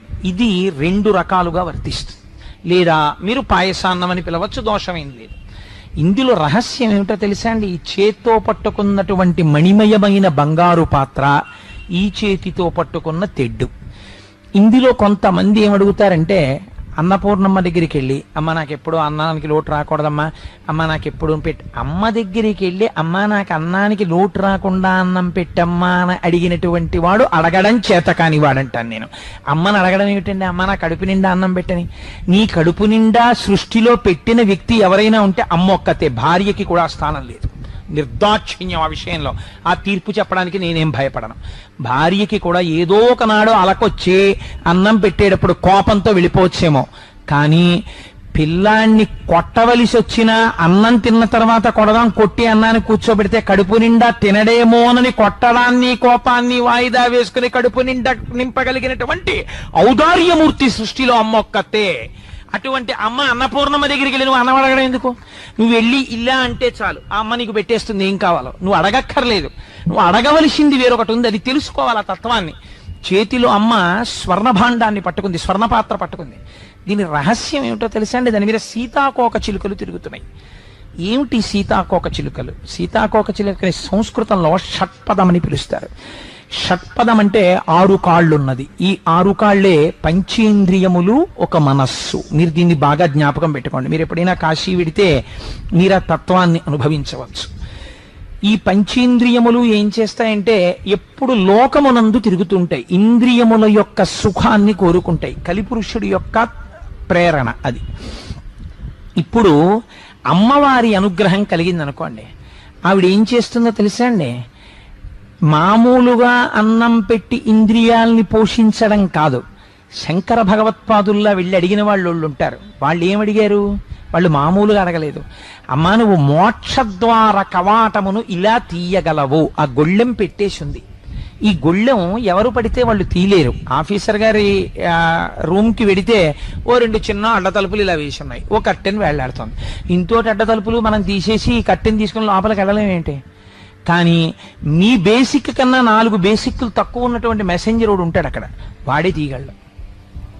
ఎందుకు తీయగలడు అంటే అది పొజిషన్ వాల్యూ. ఆయన అక్కడ ఆ పొజిషన్లో ఉన్నాడు, ఆయనే తీయగలడు. అమ్మవారికి ఉన్న గొప్పతనం ఏమిటో తెలుసా అండి? మోక్షద్వార కవాటమును ఆవిడ మాత్రమే తీసి మిమ్మల్ని విశ్వనాథుడిలో కలపగలదు. ఎలా తీయగలదు అంటే, ఆవిడ ఈ షట్పదమై పంచేంద్రియములు, మనస్సు, అన్నాన్ని బాగా తిని లోకము వైపుకు తిరిగేటట్టు చేయగలిగిన ఆవిడే చేస్తుంది. మాయామానుష రూపంతో ఉంటుంది అమ్మవారు. అందుకే సుందరకాండలో ఒకే సీతమ్మ రావణాసుడు కోలా కనపడింది, హనుమకి ఒకలా కనపడింది. అదే అమ్మవారు అనుగ్రహించింది అనుకోండి. అమ్మ జ్ఞాన వైరాగ్య సిద్ధ్యర్థం భిక్షాం దేహి చ పార్వతి. ఇది మా స్వామి జగద్గురువులు శంకర భగవత్పాదులు ఈ జాతికి పెట్టిన భిక్ష. రేపు వీడికి చదువుకోవడం వచ్చో రాదో అన్నపూర్ణమ్మ దగ్గరికి వెడితే నేను రాసిద్దాం వీడు చదువుకుంటాడని మహానుభావుడు స్తోత్రం చేశాడు. ఆయన కర్మ ఆయనకి లేక నడువడి నేర్పారు. అక్కడికి వెళ్ళి అడగాలి, అమ్మ నాకేమిస్తావో తెలుసా? అన్నంతో పాటు జ్ఞాన వైరాగ్య సిద్ధ్యర్థం, నాకు జ్ఞాన వైరాగ్యములను కూడా ఇయ్యి. అనుభవించిన సుఖము సుఖము కాదు, నేను ఈశ్వరుణ్ణి చేరుకోవాలన్న జ్ఞానాన్ని నాకు. ఈ సుఖము సుఖము కాదని వైరాగ్య సంపత్తిని. వైరాగ్యం అంటే చాలా మంది అనుకుంటారు ఇంద్రియాలని అరికట్టడం వైరాగ్యం అనుకుంటారు. ఇంద్రియాన్ని అరికట్టడం వైరాగ్యం కాదండి. నేను మీకు ఒక ఉదాహరణ చెప్తాను. అంతకన్నా నేను నీచమైన ఉపమానం చెప్తే సభాముఖంగా బాగుండదు. ఒక వేసవికాలం ఉందనుకోండి, మీ ముందు ఒక గ్లాసుడు మజ్జిగ తీసుకొచ్చి అక్కడ పెట్టి చల్లటి ఒక శీతల పానీయాన్ని తీసుకొచ్చి అక్కడ పెట్టారనుకోండి, మీరు ప్రయత్నపూర్వకంగా ఆ శీతల పానీయం వంక చూసి ఏదో మనసు చంపుకొని తాగకుండా ఎలాగో అలా నిగ్రహించుకుని దాన్ని వదిలిపెట్టడం కాదు, దాన్ని చూసి ఇది నా ఆరోగ్యమునకు భంగమును చేస్తుంది, పైకి చల్లగా కనపడుతుంది కానీ ఇది ఆరోగ్య భంగము, కాబట్టి నేను దీన్ని స్వీకరించాను అని గ్లాసులో ఉన్న మజ్జిగని ప్రీతితో మీరు సేవించి, అటువైపు ఉన్నటువంటి కూల్ డ్రింక్ సీసా వంక చూసి కూడా మీ మనస్సు అయ్యో నేను తాగలేకపోయానే అని ఏడవకుండా ఉండగలిగితే దానికి వైరాగ్యమని పేరు. ఇంద్రియములు చెలించకూడదు, ఇంద్రియాన్ని నిగ్రహించడం కాదు. ఎప్పుడు వస్తుంది అది? మీ భావన చేత వస్తుంది. ఇదే కన్నుదోయికి అన్యకాంతలడ్డంబైన మాతృభావన చేసి మరలువాడు. మన శాస్త్రం ఎంత గొప్పదో తెలుసా అండి? విరుగుడు చెప్తుంది, పరద్రవ్యాణిలోష్టవత్. నీకు అస్తమానం ఇంకోళ్ళ డబ్బు తీసుకుందాం అనిపిస్తోంది, ఎలా మార్చుకుంటావు మనస్సుని? దాన్ని రాయి అనుకో. రాయి తీసుకొచ్చి జేబులో పెట్టుకుని ఇంటికి పట్టుకెడతావు, నాకెందుకు ఈ రాళ్ళు రప్పలు, నాకు అక్కర్లేదను. రాయిగా చూడు. మాతృవత్ పరదారాణి, వేరొకరి భార్య కనబడితే అమ్మా అని, మా అమ్మ మా తల్లి అన్నపూర్ణం ఇవాళ నా ఎదట ఇలా సాక్షాత్కరించింది అని మనసులో భావన చేయి, ఇంద్రియాలు అరికట్టబడతాయి. ఇంద్రియముల యందు చలనము లేని స్థితిలో మనస్సు నిలబడితే దానికి వైరాగ్యం అని పేరు. అమ్మ నాకు అది కావాలి. జ్ఞాన వైరాగ్య సిద్ధ్యర్థం భిక్షాం దేహి చ పార్వతి. ఇలా అడిగిన వాళ్ళకి ఏమిస్తుందో తెలుసా అండి? అన్నాన్ని శరీరం నిలబెట్టుకోవడానికి ఇచ్చి ఇంట్లో దరిద్రం లేకుండా చేసి ఇప్పుడు భక్తి అనబడే అమృతాన్ని కూడా వడ్డిస్తుంది. ఇప్పుడు ఈ భక్తి ఎవరి పాదాలు చేరుస్తుంది? విశ్వనాథుడి పాదాల దగ్గరికి చేరుస్తుంది. అమ్మ అనుగ్రహం ఉన్నవాడు అయ్య దగ్గరికి చేరిపోతాడు. అందుకని మోక్షద్వార కవాట పాలనకరి కాశీపురాధీశ్వరి భిక్షాం దేహి కృపావలంబనకరి మాతాన్న పూర్ణేశ్వరి. ఇప్పుడు ఈ ఐదింద్రియాలు మనస్సు ఈశ్వరుడి సేవ యందు ఉత్సాహాన్ని పొందుతాయి. అబ్బా వెళ్ళాలి, చెయ్యాలి చెయ్యాలి చెయ్యాలి చెయ్యాలని తాపత్రయపడతారు. ఆ తాపత్రయం, ఆ ఉత్సాహం లేకపోతే అది ఎప్పుడు లౌకికమైన విషయాల వైపు తిరుగుతుంది. మూడవది విశాలాక్షి. కాశీపట్టణంలో ఉన్న అమ్మవారి పేరేమిటండి? విశాలాక్షి. మీరు వెళ్ళి విశాలాక్షి దేవాలయాన్ని మీరందరూ చూసే ఉంటారు, చూడని వాళ్ళు ఎవరు ఉండరు ఇక్కడ. విశాలాక్షి దేవాలయానికి వెళ్ళి మీరు అమ్మవారిని చూశారనుకోండి, ఎంత ఉంటుందండి అమ్మవారు? నా అంత విగ్రహం కూడా ఉండదు, చిన్న మూర్తి ఉంటుంది. ఆ చిన్న మూర్తికి ఎంతంత కళ్ళు ఉంటాయి? ఓ ఇంతంత కళ్ళు ఉంటాయి. మరి ఇంకేమిటి విశాలాక్షి? పోనీ ఏదో పెద్ద పెద్ద కళ్ళతో పెద్ద మూర్తి వారాహిలో ఉంటుందా అంటే అలా ఏం ఉండదు ఆవిడే. మరి ఎందుకు ఆవిడ్ని విశాలాక్షి అని పిలుస్తారు అంటే, ఆవిడ్ని విశాలాక్షి అని పిలవడం కాదు, విశాలాక్షి దేవాలయములోనికి వెళ్ళినటువంటి వాడు చేయవలసినటువంటి భావన చెప్తోంది పురాణం. ఏమిటది అంటే, దృశాద్రాఘీయస్యాదర దళిత నీలోత్పల రుచ దవీయాంసం దీనం స్నపయ కృపయా మమపి శివే అంటారు శంకర భగవత్పాదులు. ఇన్ కంపారిజన్ డిగ్రీ చూసుకోవాలి. ఈ బ్రహ్మాండములన్నీ ఎంతవరకు ఉన్నాయని మీరు అనుకుంటున్నారో అంతకన్నా కొంచెం ఎక్కువ దూరం చూడగలిగినంత విశాలమైనటువంటి దృష్టి ఉన్నటువంటి తల్లి కాబట్టి ఆవిడ విశాలాక్షి. ఇప్పుడు మీరు కాశీ వెళ్ళి అమ్మవారికి నమస్కారం చేసి, అమ్మా నేను ఎక్కడున్నా ఈ కళ్ళమ్మా నన్ను చూసి రక్షిస్తున్నాయి, ఒకనాడు ప్రమాదంలో పడవలసిన వాణ్ణి గభాలన ఈ కళ్ళే చూసి నా యందు ప్రచోదనం చేసి అటెళ్ళకో అనిపించి ఇటెళ్ళేటట్టు చేసి 2 నిమిషాలు ఇలా వెళ్ళేటప్పటికి పెద్ద చప్పుడే ఏమిటని ఆగితే అక్కడ పెద్ద యాక్సిడెంట్. ఎలా తప్పింది నాకు యాక్సిడెంట్?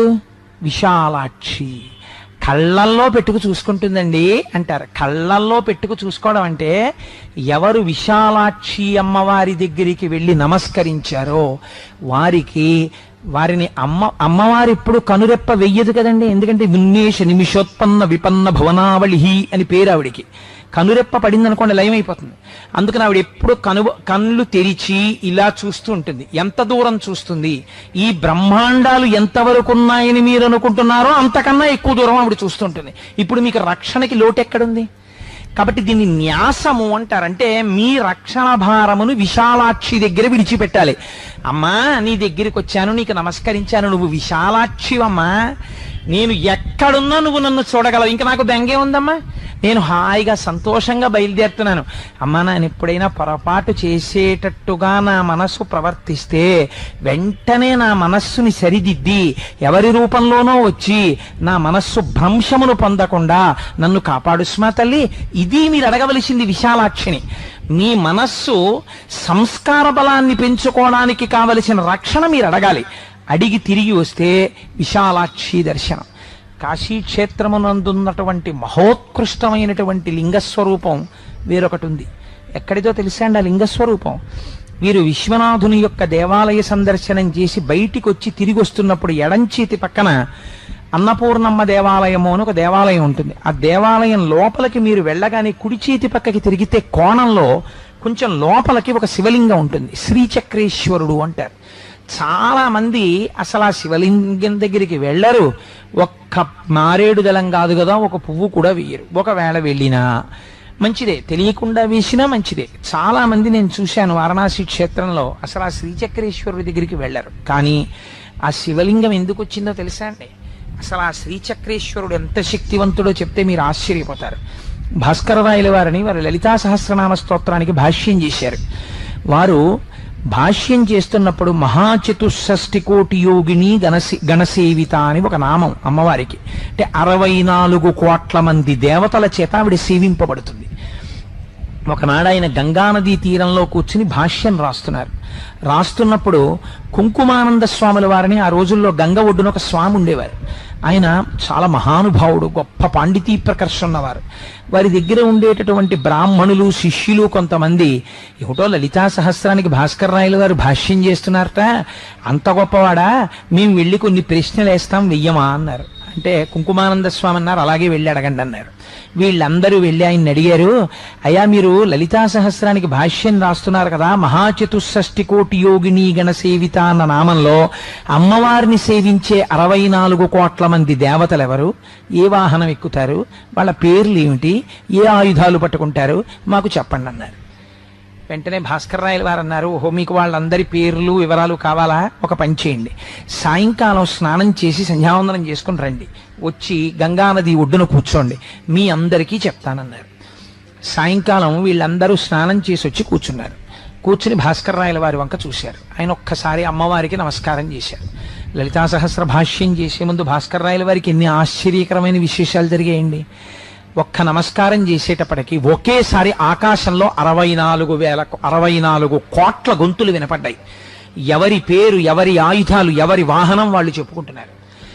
అన్ని భాస్కర్ రాయల వారి గొంతుతో వినపడ్డాయి. వినపడితే బ్రాహ్మణులు ఆశ్చర్యపోయి కుంకుమానంద స్వామి దగ్గరికి పరిగెత్తారు. 64 కోట్ల గొంతులతో భాస్కర్ రాయలు ఎలా మాట్లాడాడని అడిగారు. ఇప్పుడు చూడండి మీరని వారు కమండలంలో నీళ్లు తీసి వాళ్ళ కళ్ళకి రాసి పంపారు. వాళ్ళు వెళ్ళి నిలబడితే 64 కోట్ల మంది దేవతలు గంగానదీ తీరంలో ఆకాశంలో నిలబడ్డారు వాహనాల మీద. నిలబడి ఎవరి వాహనాన్ని, ఎవరి పేరుని, ఎవరి శక్తిని వాళ్ళు చెప్పుకున్నారు. చెప్పుకుంటుంటే భాస్కర రాయల వారి కుడి భుజం మీద లలితామ్మ, ఎడం భుజం మీద శ్యామలాదేవి కూర్చుని దర్శనమిచ్చారు. అప్పుడు వచ్చి భాస్కర రాయల వారి కాళ్ళ మీద పడ్డారు. అప్పుడు భాస్కర రాయల వారు పొంగిపోయి, అమ్మా నా చేత ఇంత గొప్ప పని చేయించావా అమ్మా, భాస్కర రాయలకి కీర్తి కట్టపెట్టాలని తల్లి 64 కోట్ల మంది దేవతల పేర్లు చెప్పించావా అని వారణాసి క్షేత్రంలో అన్నపూర్ణమ్మ గుడిలో లోపలికి వెళ్ళగానే కుడి చేతి పక్కన ఉన్న కోణంలో శ్రీచక్రం మీద శివలింగ ప్రతిష్ఠ చేశారు. శివలింగం మీద శ్రీచక్రం ఉంటుంది. దానికి శ్రీచక్రేశ్వరుడు అని పేరు. అది సాక్షాత్ భాస్కరరాయ ప్రతిష్ఠితం. అంత గొప్ప శివలింగం అది. అది లలితామ్మవారు దర్శనం ఇచ్చినప్పుడు వచ్చిన శివలింగం. అసలు నిజానికి ఆ శివలింగం దగ్గరికి వెళ్ళి నిశ్శబ్దంగా ఉంటుంది, ఎవ్వరూ ఉండరు అక్కడ. చక్కగా లోపలికి మెట్లు దిగాలి. లోపలికి వెళ్ళి అమ్మవారికి ఎర్రటి పూలంటే ప్రీతి, సర్వారుణ అనవద్యాంగి, ఎర్రటి పూలు పట్టుకెళ్ళి సువాసినులు ఆ శ్రీచక్రేశ్వరుడి మీద వేసి కాసేపు కూర్చుని లలితా సహస్రనామ స్తోత్రాన్ని చదువుకుని మనస్సులో లలితా సహస్రాన్ని పారాయణ చేసుకుని వస్తే ఎన్ని కోట్ల జన్మలకి కూడా వాళ్ళ 5వ తలానికి లోటు ఉండదు. అంత గొప్ప శివలింగం ఉంది అక్కడ. నేను ఈ మధ్యకాలంలో ఒక ప్లాన్ చేశాం. కొంతమందిని వారణాసి క్షేత్రానికి తీసుకెళ్లి ప్రతిరోజు వారణాసిలో ఉన్నటువంటి విశేషాలు చెప్పి తీసుకెళ్లి దర్శనం చేయించాలి అని. కానీ కారణాంతరాల చేత దాన్ని డ్రాప్ చేశామనుకోండి, దాన్ని ఎగ్జిక్యూట్ చేయలేదు. కానీ దాని వైభవానికి ప్రస్తావన చేయడం కోసమని మీకు ఈ మాట చెప్పాను. తరువాత మీరు అక్కడ తప్పకుండా గమనించవలసినటువంటి విశేషం కాశీక్షేత్రం గురించి ఒక రోజులో చెప్పంటే కుంజరయూధంబు దోమ కుత్తుకజొచ్చాను. ఇంకా నాకు రామేశ్వరం ఒకటి ఉండిపోయినట్టుంది. ఇంకా నేను ఎప్పుడు కాశీ పూర్తి చేయను, ఎప్పుడు కిందకి రామేశ్వరం రాను. సరే వచ్చేస్తాను, ఎంతసేపు పెద్ద విశేషం ఏముందిలేండి. కానీ ఆ గంగా నది, గంగా స్నానమే గొప్ప. ఎందుకో తెలుసా అండి, గంగకున్న శక్తి ఏమంటే పాపహరణం. గంగలో స్నానం చేసినంత మాత్రం చేత పాపములు పోతాయి. శంకర భగవత్పాదులు ఏదైనా ఒక మాట చెప్తే అనవసరంగా చెప్పరు. మీరు ఒక విషయం గమనించండి, శంకరాచార్యుల వారి స్తోత్రాల్లో, శంకరాచార్యుల వారి సాహిత్యంలో మీకు క్షేత్రముల గురించినటువంటి ప్రస్తావన సాధారణంగా శంకరాచార్యుల వారు చేయరు. ఎక్కడో తప్ప అసలు వారు అటువంటి ప్రస్తావన చేయరు. అటువంటి శంకర భగవత్పాదులు భజగోవింద స్తోత్రంలో ఒక మాట అన్నారు, భగవద్గీత కించిదిదీత గంగాజలలవ కణికా పీత సకృతపియేన మురారి సమర్చ క్రియతే తస్య యమేన నచర్చ అన్నారు. ఎంత గొప్ప శ్లోకం చూడండి. భగవద్గీత కించిదిదీత, అర్థం తెలుసుకొని భగవద్గీత ఒక్క శ్లోకాన్ని జీవితంలో అన్వయం చేసిన, గంగాజలలవ కణికా పీత, గంగ నీటిలోంచి ఒక బొట్టు తీసి గంగ యొక్క మాహాత్మ్యమును తెలుసుకుని నాలుక మీద వేసిన, గంగ గొప్పతనం ఏమిటో తెలుసా అండి, గంగావతరణాన్ని ఎక్కడ మీరు కూర్చునైనా సరే అనుసంధానం చేశారనుకోండి, ఉత్తర క్షణం పాపాలు నశించిపోతాయి. ఒక్కొక్కసారి ఆశ్చర్యకరమైన సందర్భం జరుగుతుంది. అంటే ఎలాగో చెప్పేస్తున్నాను సభాముఖంగా, ఇవాళ ఒక్కొక్కసారి ఏదో ఉపన్యాసానికి బయలుదేరితే పొరపాటు జరిగింది. మనం ఇవాళ ఇప్పుడు మళ్ళీ ఇంటికి వెళ్ళి స్నానం చేస్తే తప్ప యథార్థానికి వేదిక మీదకి వెళ్ళకూడదు. ఎందుకంటే మనకి తెలుసు ఇక్కడ ఒక పొరపాటు జరిగిందని తెలుసు, మనం అక్కడికి వెళ్ళి గబుక్కుని ముట్టుకున్నామని తెలుసు, మరి ఎలా ఇప్పుడు వేదిక మీదకి వెళ్ళి మాట్లాడడం అన్న అనుమానం వస్తుంది. అప్పుడు ఏం చేస్తారో తెలుసా అండి, ఒక్క క్షణం గబగబోబ సగర చక్రవర్తి 60,000 మంది కుమారులు, అసమంజసుడు, అంశుమంతుడు వాళ్ళు వెళ్ళడం, భూమిని తవ్వేయడం, ఆ కపిల మహర్షి చూడడం, వాళ్ళు చచ్చిపోవడం, వాళ్ళందరూ బూడిదైపోవడం, అక్కడి నుంచి భగీరథుడు వెళ్ళడం, తపస్సు చేయడం, బ్రహ్మగారేమో అలా ఎలా పడుతుంది శంకరుణ్ణి పిలవమండం, శంకరుడు రావడం, జడలు విప్పుకుని నిలబడ్డం, గంగా అహంకరించడం, ఆ జటాజూటంలో తిరగడం, విడిచిపెట్టేయడం, కింద పడ్డం, గంగ ప్రవహించడం, ఓసారి మనసులో స్మరించుకుని వేదిక ఎక్కేస్తారు పెద్దలు. నేను చాలా మంది పెద్దల దగ్గర అంతే పోతుంది ఆ దోషం. గంగావతరణాన్ని స్మరిస్తే పాపాలు పోతాయండి. మేము ఒకసారి వారణాసి వెళ్ళాం, ఎవరో తీసుకెళ్తే, ఎవరో ఆర్గనైజ్ చేసినప్పుడు వెళ్ళాం. అప్పుడు మేము కొంతమంది ఏం చేసామంటే సెలెక్టివ్గా ప్రత్యేకించి పడవలు తీసుకుని ఆ గంగ మధ్యలో ఉన్నటువంటి ఒక సైకతానికి వెళ్ళిపోయి హాయిగా అసుర సంధ్య వేళ ఆ సైకతంలో కూర్చుని ఎదురుగుండా విశ్వనాథుడి యొక్క దేవాలయ శిఖరాన్ని చూస్తూ అక్కడ గంగావతరణం చెప్పుకుని గంగావతరణం చెప్పుకుని ఆ గంగ తల మీద చల్లుకుని మళ్ళీ పడవెక్కి వచ్చేసాం. అసలు వారణాసిలో మీరు చూడవలసింది అది చూడాలి. చాలామంది కాశీ వెళ్ళాం అంటారు. తప్పు లేదనుకోండి, మంచిదే వెళ్ళడం.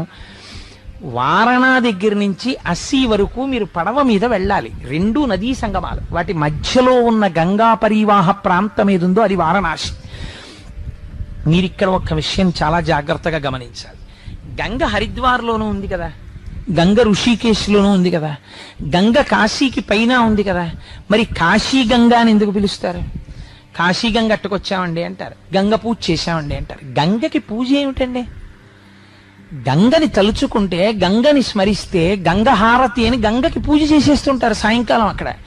మళ్ళీ మీరు వచ్చి గంగకి పూజ ఎందుకు? అసలు ఎందుకు గంగకి పూజ చేయడం? గంగ పరమ పవిత్రం, అందులో స్నానం చేస్తే మీ పాపాలు తీసేస్తోంది. అటువంటి గంగమ్మ తల్లికి మళ్ళీ వచ్చి మీరు పూజ చేయడం, ఏదో తీసుకురావడం, లేకపోతే కాశీ చెంబండి, కాశీ గంగండి అంటుంటారు. కాశీ గంగ అంటే హరిద్వార్లో గంగ తీసుకురాకూడదా? హరిద్వార్లో గంగ తీసుకొస్తే కాశీ గంగ కన్నా పవిత్రత తక్కువ? లేకపోతే ఋషికేశ్లో గంగ నేను తీసుకొస్తే కాశీ గంగ కాదండి ఋషికేశ్ గంగ అన్నాను అనుకోండి, అబ్బాయి ఈ గంగ తక్కువ పవిత్రం అండి, కాశీ గంగ ఎక్కువ పవిత్రం అని మీరు అనగలరా? గంగే కదా. మరి కాశీ గంగ అంటారు ఎందుకు? కాశీ గంగని ఎందుకంటారో మీరు తెలుసుకోవాలి. తెలుసుకుంటే మీరు కాశీ గంగ అవుతారు. అది విచిత్రం. కాశీ గంగా అని ఎందుకంటారో తెలుసా అండి? గంగ అప్పటి వరకు దక్షిణ దిక్కుకు ప్రవహిస్తుంది. ఒక్క వారణాసి క్షేత్రం దగ్గరికి వచ్చేటప్పటికీ గంగ మళ్ళీ తిరిగి ఉత్తర దిక్కుకు ప్రవహిస్తుంది. మనం కొన్ని కోట్ల జన్మల నుంచి ఉపాధులను మార్చుకుని దక్షిణ దిక్కుకు వెళ్ళిపోతున్నాం. ఊరికి దక్షిణాన శ్మశానం ఉంటుంది. ఏ శరీరం పుచ్చుకున్నా శ్మశానంలో, అంటే మళ్ళీ పంచభూతాల్లోకి వెళ్ళిపోతోంది. ఈ జన్మలో నేను ఈశ్వరుణ్ణి తెలుసుకోవాలి అని మీరు ప్రయత్నపూర్వకంగా మీ దృష్టికోణాన్ని తిప్పుకుని ఉత్తరాభిముఖులైతే, ఉత్తర దిక్కున దక్షిణాన్ని చూస్తూ మృత్యువునందు భయం లేని వాడు కూర్చున్నాడు. వాడు మృత్యుంజయుడు, దక్షిణామూర్తి.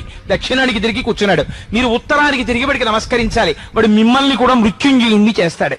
కాబట్టి కాశీ గంగని చూసి మీ జీవనమునందు మార్పు రావాలి. అది కాశీ గంగ అంటే. అందుకని కాశీ క్షేత్రానికి ఆ వైభవం. కాశీ ఎన్నో రకాలుగా వైభవాన్ని పొందుతుంది. అందుకే గంగ దగ్గరికి వెళ్ళి చూడగానే జీవితంలో నేను ఇది తెలుసుకోవాలన్న భావన మీరు పొందాలి. సరే, అటువంటి కాశీక్షేత్రం, ఆ కాశీక్షేత్రంలో కాలభైరవుడు మహానుభావుడైన భైరవ యాతన అని ఒకటి ఉంటుంది మనకి. భైరవ యాతన అంటే ఈశ్వరుడు ఇచ్చినటువంటి శరీరాన్ని, ఈశ్వరుడు ఇచ్చినటువంటి శ్వాసల్ని ఎవరు దుర్వినియోగం చేస్తారో అటువంటి వాళ్ళని యమదండన విధించినట్టే భైరవుడు యాతన పెడతాడు. అసలు ఆ భైరవుడి యొక్క ఘోర రూపాన్ని చూడడమే చాలా భయంకరంగా ఉంటుంది. ఆ భైరవుడి గురించి కాలభైరవాష్టకం పఠంతి ఏ మనోహరం జ్ఞానముక్తి సాధనం విచిత్ర పుణ్యవర్ధనం శోకమోహ దైన్య లోభ కోపతాపనాశనం తే ప్రయాంతి కాలభైరవంగ్రి సన్నిధింద్రువం అని ఆ కాలభైరవుడు ఇప్పటికీ కూడా మనం అందుకే కాశీ నుంచి వస్తే ఒక కుక్క మెళ్ళలో కాలభైరవ స్వరూపాన్ని చూసి గారెల దండ వేయడం అనేటటువంటి సంప్రదాయం ఒకటి వచ్చింది. ఆ కుక్క యజమానికి రాబోయేటటువంటి మృత్యువుని గమనించి మోరలెత్తి ఏడుస్తుంది అని. ఆ కాలభైరవుడు ఆయనకున్న లక్షణం ఏమంటే, వారణాసి క్షేత్రంలోకి వీడిని ప్రవేశపెట్టడమా, వీడు అడుగు పెడితే లోపలికొస్తే వీడి పాపరాశి ధ్వంసం అవుతుంది, వీడికి గంగా స్నానం ఇవ్వడమా, అందుకని వీడిని ఎలా లోపలికి రాణిస్తామని కాలభైరవుడి యొక్క అనుగ్రహం ఉంటే తప్ప లోపలికి రాలేరు. భైరవ యాతనని పొందుతాడు. అందుకని కాలభైరవుడికి నమస్కరించి పునర్దర్శనాన్ని అడగాలి. అయా కాశీక్షేత్ర, అందుకే బయలుదేరే ముందు క్షేత్రపాలకుడు కాబట్టి ఆయనకి నమస్కారం. అయ్యా మేము బయలుదేరితే వచ్చేస్తామని నమ్మకమేం లేదు, నువ్వు ఉన్నావు బయట, నీ అనుగ్రహం ఉండాలి. కాబట్టి స్వామి కాలభైరవ మాకు కాశీ క్షేత్ర ప్రవేశాన్ని కల్పించు. దర్శనం అయిపోయింది, ఎవరు మీకు అనుమతి ఇచ్చారో వారికి నమస్కారం, కృతజ్ఞత చెప్పి అయ్యా నువ్వు మాకు మమ్మల్ని అనుగ్రహించావు, పునః పునః మాకు ఇలాగే దర్శనాన్ని అనుగ్రహించు అని మీరు కృతజ్ఞత చెప్పి బయలుదేరి రావాలి. అది కాశీక్షేత్రంలో కాలభైరవుడి యొక్క శక్తి. అందుకే ఇంటికి వస్తే మళ్ళీ కాలభైరవుడికి ఒకసారి పూజ చేస్తారు. సరే, ఆ కాశీ పట్టణంలో మీరు తప్పకుండా చూడవలసినటువంటిది ఇంకొక మహత్తరమైన శక్తి ఉందండి, వారాహి. మనం లలితా సహస్రనామ స్తోత్రం చదువుతున్నప్పుడు ఆ వారాహి గురించి మీరు ఆ అమ్మవారి నామాల్లో వస్తాయి. ఇప్పుడు నేను ఆ శ్లోకాలు, పద్యాలు, ఆ నామాలు వాటన్నింటినీ పక్కన పెట్టి కేవలం వ్యాఖ్యానం మాత్రమే చేస్తున్నాను.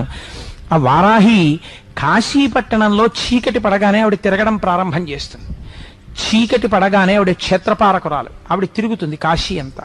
వారాహి దర్శనాన్ని మామూలుగా మీరు ఇలా ఎదురుగుండా వెళ్ళి కూడా చూడలేరు, చూడడానికి భయపడతారు. అందుకని ఎంత ధైర్యం ఉన్నవాడు, ఎంత గుండె ధైర్యం ఉన్నవాడు కూడా వారాహి క్షేత్రంలో అమ్మవారి ముందుకెళ్ళి నిలబడి అమ్మవారిని చూడరు. ఆవిడికి ఏం చేస్తారంటే తెల్లవారిన తర్వాత 4:30-5 గంటలకి ఇంకా సూర్యోదయం అవుతుందనగా అమ్మవారి తిరిగి వచ్చేస్తుంది. తిరిగి వచ్చేసి దేవాలయ ప్రవేశం చేస్తుంది. అర్చకులు కూడా ఒక్క 10 నిమిషాలు 20 నిమిషాలు లోపలుండి గబగబా అమ్మవారికి పూజ చేసేసి తలుపులు వేసేస్తారు. ఆవిడ పగటి పూట పడుకుని నిద్రపోతుంది. కాబట్టి మీరు సూర్యోదయం అయిపోయే లోపల వారాహి దర్శనం చేసేయాలి. వారాహి దేవాలయం పైకి వెడితే స్లాబ్కి కన్నాలుంటాయి, ఒక 4-5 కన్నాలు. అక్కడ నిలబడి మీరు ఆ కన్నాల్లోంచి చూస్తే వారాహి రూపం కనపడుతుంది. అసలు ఆ కన్నంలోంచి అమ్మవారిని చూస్తేనే అమ్మ బాబోయ్ అని ఒళ్ళు పులకరించి అలా నిలబడిపోతారు. అలా ఉంటుంది ఆవిడ తేజస్సు. ఆవిడ she the chief commander of the armed forces of Lalitambika. ఆవిడ సర్వ సైన్యాధ్యక్షురాలు లలితాపరా భట్టారిక స్వరూపానికి. అందుకని ఆ వారాహి దర్శనం చేసుకుంటారు.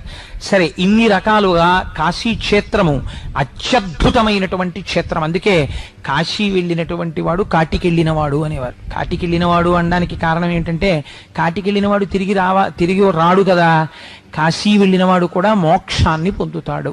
పూర్వకాలంలో ప్రయత్నపూర్వకంగా కాశీక్షేత్ర దర్శనమే లక్ష్యంగా పెట్టుకుని వెళ్ళిపోయి ఆ కాశీలో ఉండిపోయేవారు. ఇంకా కొంతకాలం అయిపోయిన తర్వాత సంసారంలో ఏదో 2 తరాలు 3 తరాలు చూసేసాను చాలనుకుంటే ఇంకా కాశీ వెళ్ళిపోయేవారు.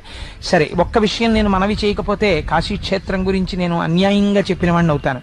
మీరు కాశీలో పుణ్యం చేస్తే ఎన్ని కోట్ల రెట్లు ఫలితం పడుతుందో కాశీ వెళ్ళి అమర్యాదగా ప్రవర్తించినా కూడా మీకు పాపము అన్ని కోట్ల రెట్లు పడుతుంది. కాబట్టి కాశీ వెళ్ళిన వాళ్ళు చాలా మర్యాదగా ప్రవర్తించడం నేర్చుకోవాలి. కాశీ క్షేత్రం మనతో రాలేదు కదా, ఎవడో పక్కన లేడు కదా అని వ్యంగ్యాలు, వెటకారాలు, ప్రసంగాలు అక్కడ చేశారనుకోండి, చూసేవాడు ఉన్నాడు, వాడేస్తాడు ఖాతాలో. కాబట్టి కాశీ వెళ్ళినవాడు పాపకర్మ చేయకూడదు. త్రికరణ శుద్ధిగా మంచి బుద్ధితో ఉండడం నేర్చుకోవాలి. పరమ భక్తి భావనతో సాంసారికమైన అన్ని విషయములకు దూరంగా ఈశ్వరుడు యందు భక్తి భావనతో మాత్రమే వారణాసిలో ఉండాలి. 2వ క్షేత్రం రామేశ్వరం గురించి ప్రస్తావన చేయమన్నారు. నన్ను క్షమించండి, కాశీ క్షేత్రం గురించి మాట్లాడడం అంటే ఒక 7 రోజులు చేయవలసిన ప్రసంగం. అది నేను అప్పటికీ చాలా శ్లోకాలు వదిలేశాను. కనీసం ఆ మాట కూడా నేను అనలేదు. గంగా తరంగ రమణీయ జటాకలాపం గౌరీ నిరంతర విభూషిత వామభాగం నారాయణ ప్రియ మనంగ మదాపహారం వారాణసీ పురపతిం భజ విశ్వనాథం. ఏమి క్షేత్రం అండి కాశీ క్షేత్రం అంటే. సరే, అందుచేత 2వ క్షేత్రం రామేశ్వరం గురించి ప్రస్తావన చెయ్యి అన్నారు. రామేశ్వరం ఒక మహోత్కృష్టమైన క్షేత్రం. ఇక్కడ మీకు నేను ఒక విషయాన్ని విజ్ఞాపన చెయ్యాలి. కాశీ క్షేత్రానికి నేను వెడతాను అని మీరు సంకల్పం చేసుకుని మీరు కాశీ వెళ్ళలేదనుకోండి, మీకు ఏం పాపం వెయ్యరు ఖాతాలో. కానీ నేను రామేశ్వరం వెళతాను అన్నారనుకోండి మీరు వాచికంగా, అని మీరు రామేశ్వరానికి వెళ్ళలేదనుకోండి మీ ఖాతాలో పాపం వేస్తారు, వీడు రామేశ్వరం వెళ్ళలేదని. అందుకే ఏ క్షేత్రానికైనా నేను వెడతాను అనొచ్చు, తప్పులేదు. రామేశ్వరం వెడతాను అనకూడదు. రామేశ్వరం విషయంలో ఏమనాలంటే ఈశ్వర రామేశ్వరం తీసుకెళ్ళు అనాలి. ఈశ్వరానుగ్రహం ఉండి వేరొక్కసారి రామేశ్వరం దర్శనం ఇప్పిస్తే బాగుండండి అనాలి. అంతే తప్ప రామేశ్వరం ఇంకో మాట వెడతానండి అన్నారనుకోండి, వెళ్ళలేదనుకోండి పాపం పడుతుంది ఖాతాలో. రామేశ్వరం అటువంటి క్షేత్రం. రామేశ్వరం ఒక ద్వీపం యథార్థమునకు. అది భారతదేశానికి 4 చోట్ల ఉన్నటువంటి క్షేత్రములు 4 ఉన్నాయి. ఇందులో తూర్పున జగన్నాథ్, పశ్చిమమున ద్వారక, ఉత్తరమున బదరి, దక్షిణమున రామేశ్వరం. ఈ 4 కూడా సమానమైనటువంటి ప్రతిపత్తి కలిగిన క్షేత్రాలు. ఇందులో రామేశ్వరానికి ఉన్న గొప్పతనం, వాల్మీకి రామాయణం పరమ సత్యం. ప్రతి చిన్న విషయం కూడా వాల్మీకి రామాయణంలో సత్యం. కానీ వాల్మీకి రామాయణంలో ఎక్కడ రామేశ్వరంలో శివలింగ ప్రతిష్ఠ రామచంద్ర ప్రభువు చేశారని లేదు. అయితే వాల్మీకి రామాయణంలో ప్రస్తావన చెయ్యనంత మాత్రం చేత కొన్ని విషయాలు అసత్యాలని కూడా మీరు ధృవీకరించలేరు. ఉదాహరణకి భద్రాచలం, వామాంక స్థిత జానకీ పరిల సత్కో దండ దండంకరే అని తెల్లారితే స్తోత్రం చేస్తున్నాం కదా. భద్రాచలం వాల్మీకి రామాయణంలో లేదు కానీ సత్యం. రామ్ఝోళ లక్ష్మణ్ ఝోళ వాల్మీకి రామాయణంలో లేదు కానీ సత్యం. అలాగే రామేశ్వరం కూడా సత్యం. దీని గురించి తెలుసుకోవాలంటే మీరు ఇతర పురాణాలను విచారణ చేయాలి. పద్మపురాణం, స్కాందం ఇలాంటివి చూడాలి. పూర్తి చేసి చేయవలసి వచ్చింది అంటే ఆయన రావణ బ్రహ్మని సంహరించారు. యుద్ధమునందు సంహరించిన ఒక గొప్ప బ్రాహ్మణుణ్ణి సంహరించారు. చేత అటువంటి బ్రహ్మహత్యాపాతకము నుంచి వినుర్ముక్తుడు కావడం కోసమని ఏమి చేస్తే ఈ పాపం పోతుంది అంటే శివలింగ ప్రతిష్ఠ చేస్తే పోతుంది. కాబట్టి రామేశ్వరం అంటే ఈ సముద్ర మధ్యలో ఉన్నటువంటి ద్వీపమునందు లింగ ప్రతిష్ఠ చేయడం కోసమని స్వామి సీతమ్మతో హనుమతో కలిసి వెళ్ళారు. వెళ్ళి హనుమని శివలింగం తీసుకురా అని పంపారు. పంపితే ముహూర్త సమయానికి రావడంలో కించిత్ ఆలస్యమైంది. ఇక్కడ మీరు ఒక విషయాన్ని చాలా జాగ్రత్తగా జ్ఞాపకం పెట్టుకోవాలి. స్థల పురాణాన్ని మీరు యథాతథంగా చూశారనుకోండి, హనుమ యొక్క శీలానికే మనం ఒక పొరపాటు మాట చెప్పినట్టు అవుతుంది. హనుమకి మనోజవం మారుతతుల్య వేగం అని పేరు. అటువంటి వాడు రామచంద్రమూర్తి నేను ఇన్ని గంటలకి శివలింగ ప్రతిష్ఠ చెయ్యాలి, నువ్వు ఏదో వారణాసి నుంచో కైలాస పర్వతం నుంచో శివలింగం పట్రా అంటే ఆ ముహూర్తం వేళ దాటిపోయిన తర్వాత శివలింగాన్ని తేగలగడం తప్ప అంతకన్నా ముందు శివలింగాన్ని తేలేనంతటి వేగము లేనివారు హనుమయ కాదు కదా. మరి అటువంటిప్పుడు స్థల పురాణం అలా ఎందుకుంది? మీరు జాగ్రత్తగా విచారణ చేయాలి. రామేశ్వరం మీకు ఒక పెద్ద రహస్యాన్ని చెప్తుంది. హనుమ శివలింగం తేవడం ఆలస్యమైంది. మరి ఎలా చేశారు రామచంద్రమూర్తి శివలింగ ప్రతిష్ఠ అంటే సీతమ్మ తల్లి తన చేత్తో అక్కడ ఉన్నటువంటి పృథివిని అనగా మట్టిని ఇలా లింగము కింద గోడుగా కట్టింది. అదే శివలింగము అని ప్రతిష్ఠ మంత్రం చెప్పేశారు. ఇప్పుడు అది ఏమైంది? అది శివలింగం అయింది. ఇప్పుడు మీరు అలా ఆలోచించండి, మీరు ఈ బ్రహ్మాండం మొత్తం మీద ఎక్కడ ఇసుక తీసి ఇలా అన్నది శివలింగమే. కాబట్టి సర్వ బ్రహ్మాండములు కూడా ఏ రూపమును పొంది ఉన్నవి? లింగ రూపమునే పొంది ఉన్నవి. కాబట్టి శివుడికి స్థాణుహు అని పేరు. స్థాణుహు అంటే చాలా మంది కదలలేనివాడు అనుకుంటారు. కదలడానికి చోటు లేనివాడు, అంతటా నిండిపోయి ఉన్నాడు. కాబట్టి లింగ ప్రతిష్ఠ చేయడానికి లింగం తేవక్కర్లేదు. అక్కడ ఉన్న ఇసుక ఇలా అంటే శివలింగమై కూర్చుంది. సీతమ్మ అలా ఆ ముహూర్తానికి అంది ప్రాణప్రతిష్ఠ మంత్రం చెప్పేశారు, అంతే, అది శివలింగం అయిపోయింది. నీకు ఇక్కడ శుద్ధి ఉండాలి తప్ప నువ్వు ఏ సమయంలోనైనా సరే శివ దర్శనమును చేయగలవు. అందుకే ఒక పెద్ద రహస్యం ఉంది తెలుసా అండి, నేను మీకు ఇవాళ చెప్పేస్తున్నాను. ప్రాణోత్క్రమణం అయిపోతున్నప్పుడు మారేడు దళాలతో కూడినటువంటి నీరు ఆయన నోటిలో పొయ్యాలి ఎలా అని అనుమానం వచ్చింది అనుకోండి. అనుమానం వస్తే ఏమీ ఇంట్లో లేకపోతే ఇంత మట్టి తీసి మారేడు దళాన్ని మనస్సులో స్మరించి పరమేశ్వరుడు యొక్క పాదముల మించి తీసినట్టుగా భావన చేసి నోట్లో వేసుకుంటే ఈశ్వరుడు యొక్క పాదముల మించి తీసినటువంటి మారేడు దళాన్ని నోట్లో వేసుకున్నవాడు ఏ కైలాసాన్ని పొందుతాడో అది పొందేస్తాడు.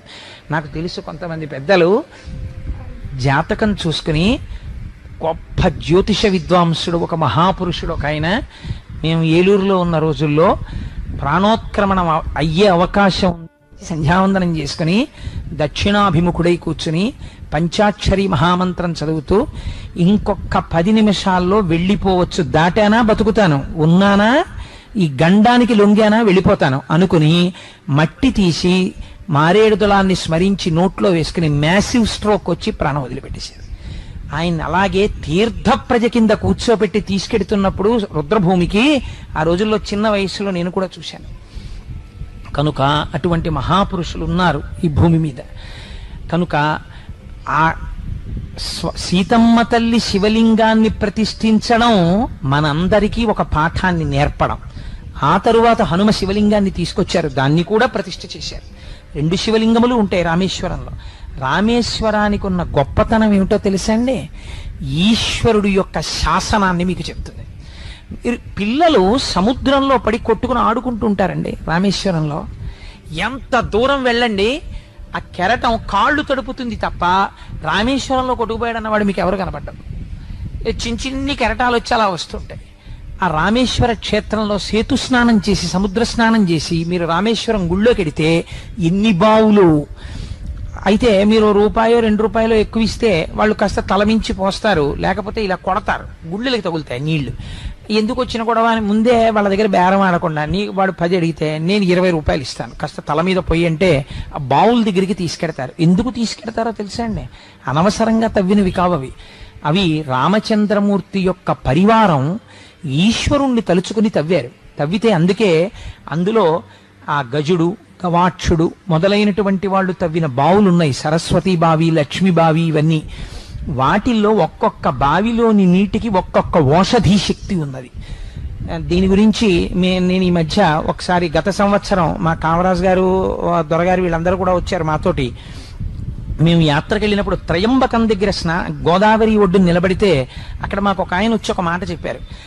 ప్రపంచంలో మీరు ఎక్కడైనా సరే ఒక నీటిలోకి తీసుకెళ్లి ఒక ఎముకని వేస్తే అది కరగడానికి చాలా కాలం పడుతుంది. నీటిలో ఎముక కరగదో పట్టాన. మీరు త్రయంబక క్షేత్రం దగ్గర ఉన్నటువంటి గోదావరి దగ్గరికి తీసుకొచ్చి ఒక ఎముకని వేస్తే చాలా తొందరగా ఎముక కరిగిపోతుంది. ఇంత శక్తి ఈ నీటికి ఎక్కడి నుంచి వస్తుందో ఎవరికీ తెలియదండి అని చెప్పాడు. మన దేశం, మన క్షేత్రాలు, మన నదులు అంత గొప్పవి. తెలుసుకోక, చేతకాక, 4 శ్లోకాలు రాకపోయినా, 2 పద్యాలు లేకపోయినా, ఓ పురాణం చదవకపోయినా, ఓ మైకట్టుకుని వెర్రికేకలేసే వాళ్ళకి ఈ జాతి వైభవం ఎక్కడి నుంచి తెలుస్తుంది? చదివితే తెలుస్తుంది. నీకు రామాయణంలో ఒక శ్లోకం చదవడం వచ్చా? నీకు రామాయణంలో ఒక శ్లోకానికి అర్థం చెప్పడం వచ్చా? నీకు ఓం త్రయంబకం యజామహే సుగంధిం పుష్టివర్ధనం అండం వచ్చా? నీకు చేత కాదు. నువ్వు నా జాతిని, నా మతాన్ని విమర్శించగలిగిన మొనగాడివా? మైక్లో ఎక్కడి నుంచి వచ్చింది నీకు ఈ ఖలేజా? మన చేతకానితనం. నిష్కారణంగా అబద్ధపు మాటల పురాణాలు మాట్లాడవు, ఋషులు మాట్లాడరు, వాళ్ళకి అవసరం లేదు. నిరూపింపబడ్డాయి, అనవసరపు విషయాలు ప్రస్తావన చేసిన వాళ్ళు లేరు. రామదాసు గారు విమానంలో వెళ్ళిపోతే భద్రాచల క్షేత్రం వచ్చింది.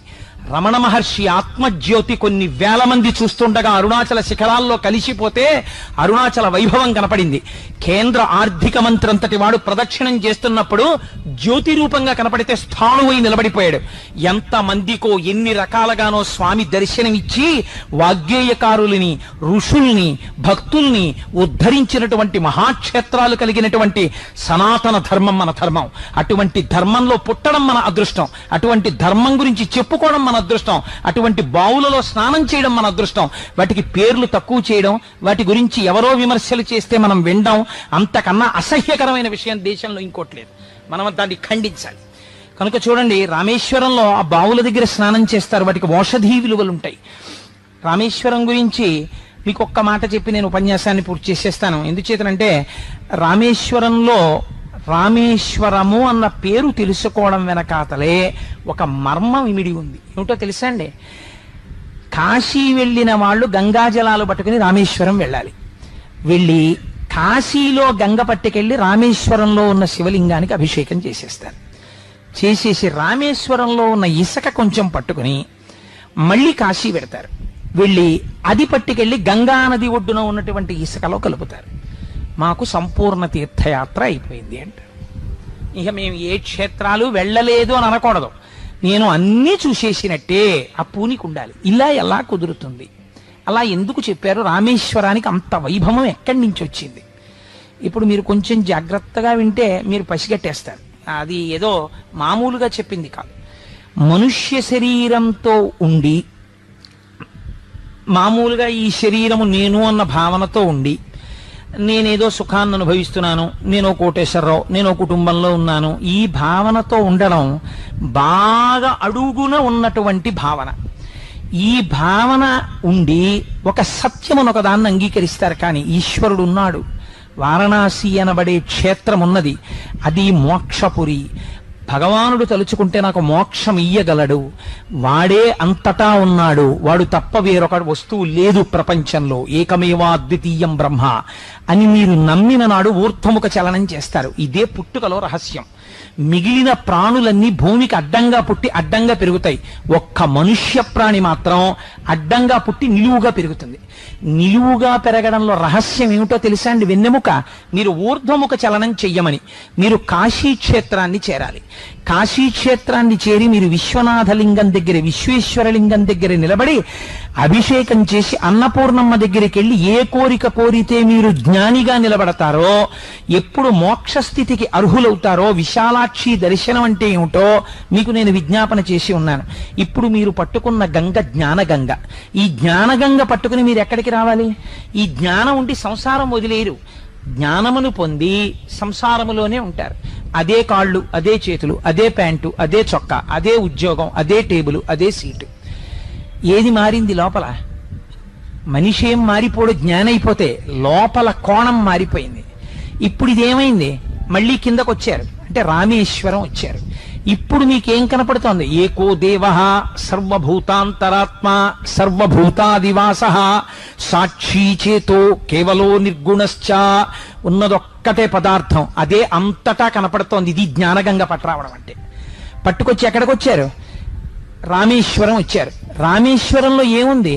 శివలింగాన్ని ప్రతిష్ఠ చేశారు. ఎవరు చేశారు? రాముడు చేశాడు. రాముడు ఎందుకు చేశాడు? తనకున్న పాపం పోవడానికి చేశాడు. ఎవరిని ప్రతిష్ఠించాడు? శివలింగాన్ని ప్రతిష్ఠించాడు. అంటే రాముడు గొప్ప, శివుడు గొప్ప? మీరు వెంటనే రామేశ్వరం వెళ్ళి ప్రశ్న వేశారనుకోండి, ఇప్పుడు ఏమనాలి? రాముడు పాతకం పోగొట్టుకోవడానికి శివలింగ ప్రతిష్ఠ చేశాడు కాబట్టి శివుడు గొప్పవాడు అనాలి కదండి. కొంచెం జాగ్రత్తగా వినండి, తొందరపడి తీర్పు చెప్పకండి. ఈ ప్రశ్నే దేవతలందరూ రామేశ్వరం వచ్చి వేశారు. రామేశ్వరం వచ్చి శ్రీ మహావిష్ణువు యొక్క స్వరూపమైన రాముడు పాతకం పోగొట్టుకోవడానికి లింగ ప్రతిష్ఠ చేశాడు కదా. కాబట్టి రాముని యొక్క ఈశ్వరుడు శివుడు. కాబట్టి ఇది షష్ఠీ తత్పురుష సమాసము రామేశ్వరము. కాబట్టి రాముడి కన్నా గొప్పవాడు శివుడు అన్నారు. అంటే కొంతమంది అన్నారు, కాదు కాదయ్యా, ఆయన మనుష్యుడిగా ఎలా ప్రవర్తించాలో చూపించడానికి వచ్చాడు రామచంద్రమూర్తిగా. అందుకని శివారాధన ఎంత గొప్పదో, ఎలా పాపం పోగొట్టుకోవాలో చూపించాడు. కానీ పరమశివుడు కూడా రామనామం చేస్తుంటాడు. కాబట్టి ఇప్పుడు అది షష్ఠీ తత్పురుష సమాసం కాదు, రాముని యొక్క శివుడు కాదు, రాముని ఈశ్వరుడుగా కలిగిన శివుడు. కాబట్టి కలది కలవాడు వచ్చింది కాబట్టి బహువ్రీహి సమాసం. రాముడే ఈ శివుడికి ఈశ్వరుడు అని వాళ్ళు అన్నారు. రాముడికి శివుడు ఈశ్వరుడా, శివుడికి రాముడు ఈశ్వరుడా? రెండు వర్గాలయ్యి. ఇప్పుడు ఎవరు చెప్పాలి ఈ తీర్పు? అందరూ కలిసి ఎందుకు ఈ కొట్టుకోవడం, ఆయన్ని అడిగేస్తే గొడవ వదిలిపోతుందని కైలాసానికి వెళ్ళారు. శివుణ్ణి అడిగారు, నీకు రాముడు ఈశ్వరుడా, రాముడికి నువ్వు ఈశ్వరుడిగా చెప్పన్నారు. అంటే ఆయన అన్నాడు, అబ్బాయే మీరు చెప్పిందే కరెక్టు, బహువ్రీహి సమాసం. రాముడికి రాముడు నాకు ఈశ్వరుడైనాడు, రాముడే నాకు ఈశ్వరుడు, నేను ఆయన కన్నా చిన్నవాణ్ణి అన్నాడు. బయటకు వచ్చారు. చూసారా మేము చెప్పిందే కరెక్ట్ అన్నారు కొంతమంది. అంటే వీళ్ళు అన్నారు, మా శివుడు అంతేనండి, మహాజ్ఞాని, అలాగే మాట్లాడతాడు చాలా వినయంగా, అంతేకాని నేను ఈశ్వరుణ్ణి అనడు. వైకుంఠం వెళ్ళి అడుగుదాం అన్నారు. ఆయన దగ్గరికి వెళ్ళి అడిగారు, ఏమండి శివుడి దగ్గరికి వెళ్ళాం, ఆయన కన్ఫర్మ్ చేసేసాడు, ఆయనకి మీరు ఈశ్వరుట్ట కదా, నిజమే కదా అన్నారు. ఇది భోళాశంకరుడు అండి, ఆయన మహాజ్ఞాని, జ్ఞానగంగాధరుడు. కానీ అలా అనడు, చేత్తో త్రిశూలం పట్టుకున్నాడు, త్రిగుణాతీతుడు అయినా అబ్బే నాకేం వచ్చండి, నాకేం తెలుసండి అంటాడు. నమ్మకండి, ఆయనకి నేనీశ్వరుణ్ణి గాను. షష్ఠీ తత్పురుష సమాసం. రాముని యొక్క ఈశ్వరుడు, ఆయనే నాకు ఈశ్వరుడు అన్నాడు. వీళ్ళు బయటికి వచ్చి అందరూ తలలు గోక్కున్నారు. ఆయన దగ్గరికి వెళ్తే అలా అంటాడు, ఈయన దగ్గరికి వెళ్తే ఇలా అంటాడు, పేరు చూస్తే రామేశ్వరం, రాముడు శివ ప్రతిష్ఠ చేశాడు, అసలు ఏమిటి క్షేత్రం? కాబట్టి ఇప్పుడు ఎవరి దగ్గరికి వెళ్ళాలి? ఇంటి పెద్ద ఆయన ఒక ఆయన ఉన్నాడు, 4 వేదాలు 4 ముఖాలతో చెప్పే ఆయన, ఆయనకి తెలుసు సమస్తం, బ్రహ్మహత్యాపాతకం బ్రహ్మాస్త్రం అన్ని ఆయనవే కదా, అందుకని ఆయన దగ్గరికి వెడదాం పదండి అన్నారు. వెళ్ళారు. ఏమిరా ఇంతమంది వచ్చారు, ఏమైంది అన్నాడు ఆయన.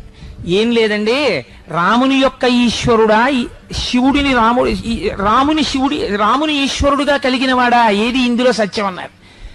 ఓరిమి అసాధ్యం కులా, షష్ఠీ తత్పురుషము కాదు, బహువ్రీహి కాదురా, రాముడే ఈశ్వరుడైనాడు, విశేషణ పూర్వక కర్మధారయ సమాసం, రెండులే ఉన్నదొక్కటే అన్నాడు ఆయన. అన్నన్నన్నన్నా ఇదనమాట రహస్యం. ఆయనే రాముడిగా ఉన్నాడు, ఆయనే శివలింగాన్ని ప్రతిష్ఠించుకున్నాడు, ఆయనే ఈయన. తత్వం తత్ త్వం అసి తత్వమసి. ఎంత గొప్ప క్షేత్రం రా ఇది జ్ఞానం అంటే. ఇప్పుడు ఇది ఏమైంది? పగటిపూట మీరు భోజనం చేసినప్పుడు సత్యం తత్తేన పరిశించామి, సత్యము ఋతమగుగాక అంటే ఏది సత్యమో అది ఋతము, నేను లోపల నమ్ముతున్నది నేను పలుకుతున్నదగుగాక. రాత్రి అయితే ఋతం త్వా సత్యేన పరిశించామి, ఋతము సత్యమగుగాక. కాశీ నుంచి రామేశ్వరానికి వచ్చారు, వచ్చి ఈ గంగాజలాన్ని తీసుకెళ్లి అక్కడ పోశారు. అంటే ఇప్పుడు ఏమైంది, క్రిందకొచ్చేసి మళ్ళీ సంసారములో ఉన్నా మీకు సంసారము మీ జ్ఞానమునకు ప్రతిబంధకము కాదు, మీరు అంతటా ఈశ్వరుణ్ణి చూడగలిగిన స్థితిలో ఉన్నారు. ఇప్పుడు మళ్ళీ ఇక్కడ ఇసుక పట్టుకుని ఎక్కడికి వెళ్ళారు, గంగ దగ్గరికి వెళ్ళారు. వీళ్ళు ఏం చేశారు, ఈ ఇసుక అక్కడ సమర్పించారు గంగ ఒడ్డున. ఈ ఇసుక అక్కడ సమర్పించడం అంటే అర్థం ఏమిటి, మనం అన్నీ కూడా చిట్ట చివరికి దేని కింద మారిపోతాయి, ప్రపంచంలో భస్మ కింద మారిపోతాయి. భస్మకి చిట్ట చివరి రూపమైనటువంటి మట్టికి అభేదం. ఇప్పుడు సముద్రపు ఒడ్డున ఉన్నటువంటి ఇసుక పట్టికెళ్ళి కాశీలో ఉన్నటువంటి గంగ ఒడ్డున వేస్తే ఏమైంది, భస్మ తెలుసుకున్నారు. భస్మ అంటే ఏమిటో తెలుసా అండి, భ అంటే భగవంతుని, స్మ అంటే స్మరించుట. ఇది నేను వదిలిపెట్టేశాను చాలా జన్మలు, దానివల్ల తిరిగాను చక్రంలో. ఇప్పుడు నాకు తెలిసింది అంతటా ఈశ్వరుడే ఉన్నాడు. ముష్టివాడి రూపంలో నారాయణుడే, శివుడి రూపంలో నారాయణుడే, నాలో నారాయణుడే, సభ రూపంలో నారాయణుడే, అంతటా నారాయణుడే, అంతర్బహిష్యత సర్వం వ్యాప్య నారాయణ స్థిత. కాబట్టి ఎప్పుడూ నారాయణ స్మరణమే. ఇప్పుడు ఏం చేశారు, ఈ ఇసుక అక్కడ వేశారు గంగ ఒడ్డున. అంటే ఇప్పుడు మీరు ఏమయ్యారు, భస్మ స్థితిని తెలుసుకున్నారు. కాబట్టి ఇప్పుడు మీరు ఇంకే క్షేత్రానికి వెళ్ళాలి, సంపూర్ణ తీర్థయాత్ర. అంటే మీరు అన్నీ తెలిసేసుకున్నారు. అందుకని కాశీ రామేశ్వరాల మధ్యలో కాశీ వెళ్లి జలం తెచ్చి రామేశ్వరంలో, రామేశ్వరం ఇసుక కాశీ పట్టికెళ్లడంలో సంపూర్ణ యాత్ర అయిందండం వెనకాతల మీరు లోపల పెరగవలసినటువంటి స్థితిని చెప్పింది. అంతేగాని ఓ 2,000 రూపాయలు 5,000 రూపాయలు జేబులో వేసుకుని అలా వెళ్ళిపోయి తీసుకొచ్చేసి ఇక్కడ పోసేసి ఇక్కడ పట్టుకెళ్ళి అక్కడ పోసేసి అయిపోయింది తీర్థయాత్ర అనమని కాదు దాని ఉద్దేశం. అలా ఎదగడం నేర్చుకో. ఎదగడం నేర్చుకున్న నాడు నువ్వు సంపూర్ణ తీర్థయాత్ర చేసినట్టే, అన్ని క్షేత్రములు నువ్వు చూసేసినట్టే, అంతటా నువ్వు తెలుసుకున్నట్టే అని శాస్త్ర ప్రమాణం. కనుక అది 2 మహాసముద్రముల యొక్క సంగమ స్థానం రామేశ్వరం. మీకు ఆశ్చర్యం ఏమిటో తెలుసా అండి, కొన్ని 100 అడుగుల ఎత్తు రాజద్వారం. రామేశ్వర క్షేత్రాన్ని జీవితంలో దర్శించి తీరాలి. నిజంగా ఆశ్చర్యం ఏమిటో తెలుసా అండి, తెల్లవారుతుంటుంది. ఇందులో అందరూ బహుశా రామేశ్వరం దర్శనం చేసేసిన వారేనేమో. తెల్లవారుతుండగా సూర్యోదయం అవుతుంటే మీరు ఆ మీటర్ గేజ్ ట్రైన్ వెడుతున్నప్పుడు మీరు కిటికీ పక్కన కూర్చుంటే దూరంగా సముద్రం బీచ్ దగ్గరికి వచ్చేస్తుంటుంది. ఇది బీచ్ దగ్గరికి వచ్చేస్తోంది, ట్రైన్ వెళ్ళిపోతోంది అనుకుంటారు. సడన్ గా ట్రైన్ బ్రిడ్జ్ ఎక్కడని ట్రైన్ చక్రాలు మీకు కనపడవుగా, మీరు కిటికీ పక్కన కూర్చున్నారు, సముద్రం మొదలైపోతుంది. ఇది సముద్రం మీద వెళ్ళిపోతుంది రైలు అనుకుంటారు. సముద్రం మీద వెళ్ళిపోతుంటే చుట్టూ సముద్రం, మధ్యలో చిన్ని రైలు పెట్లు, మీరు సముద్రం దాటి వెళ్ళిపోయి ఆ ఇసుక తెన్నెల మీద కాస్తున్నటువంటి ఆ చక్కటి కర్బూజాకాయలు, చిన్ని క్షేత్రాలు దాటుకుంటూ వెళ్ళి రామేశ్వరం అని చిన్న బోర్డు అక్కడ దిగ్గాని మీకు ఆశ్చర్యం ఏంటో తెలుసా అండి, కొత్త ప్లాట్ఫామ్ కడదామని అక్కడ తవ్వుతుంటే దక్షిణామూర్తి యొక్క పెద్ద మూర్తి దొరికింది. రైల్వే వాళ్లే రైల్వే ప్లాట్ఫామ్ మీద దక్షిణామూర్తికి అద్భుతమైన మందిర నిర్మాణం చేశారు. అంత గొప్ప క్షేత్రం రామేశ్వర క్షేత్రం. అక్కడ సంతానము లేనివారు సుబ్రహ్మణ్యేశ్వర స్వామి వారికి అద్భుతమైనటువంటి పూజలు కూడా చేస్తుంటారు రామేశ్వరంలోని. కనుక అంత వైభవోపేతమై ఆ కాశీ రామేశ్వరాలు అంత గొప్ప క్షేత్రములయ్యాయి. కనుక మనకి స్మరణ మాత్రం చేత గొప్ప పుణ్యాన్నిచ్చి పాపదహనము చేయగలిగిన క్షేత్రములలో అగ్రగణ్యమై చెప్పబడిన క్షేత్రములు కాశీ, రామేశ్వరం, తిరుమల, శ్రీరంగం, తిరువణ్ణామలై, అరుణాచలం ఇలాంటివి ఉన్నాయి. ఒక అసుర సంధ్య వేళ కూర్చుని మనందరం చక్కగా కాశీరామేశ్వరాల గురించి ఇంతసేపు మాట్లాడుకోవడం బహుశా ఈశ్వరుడి యొక్క గొప్ప అనుగ్రహం. కాసేపు పిల్లలందరూ దాన్ని తలుచుకుంటే వాళ్ళందరి పాపాల్ని తీసేయాలి అని అనుకుని ఉండి ఉంటాడు. అందుకని ఇవాళ వారి ద్వారా నా చేత కాసేపు కాశీరామేశ్వరాల ప్రస్తావన స్వామి చేయించాడు. చాలా సంతోషం. మంగళాశాసనపరై మదాచార్య పురోగమై సర్వైశ్చ పూర్వైరాచార్యై సత్కృతాయాస్తు మంగళం. మంగళం కోసలేంద్రాయ మహనీయ గుణాత్మనే చక్రవర్తితనూజాయ సర్వభౌమాయ మంగళం. ఉమాకాంతాయ కాంతాయ కామితార్థప్రదాయినే శ్రీగిరీశాయ దేవాయ మలినాథాయ మంగళం. కరచరణ కృతం వా కర్మ వాక్కాయజం వా శ్రవణనైనజం వా మానసం వాపరాధం విహితం వా సర్వమేత్తక్షమస్వ శివ శివ కరుణాబ్ధే శ్రీ మహాదేవ శంభో. సర్వం శ్రీ ఉమామహేశ్వర పరబ్రహ్మార్పణమస్తు. స్వస్తి.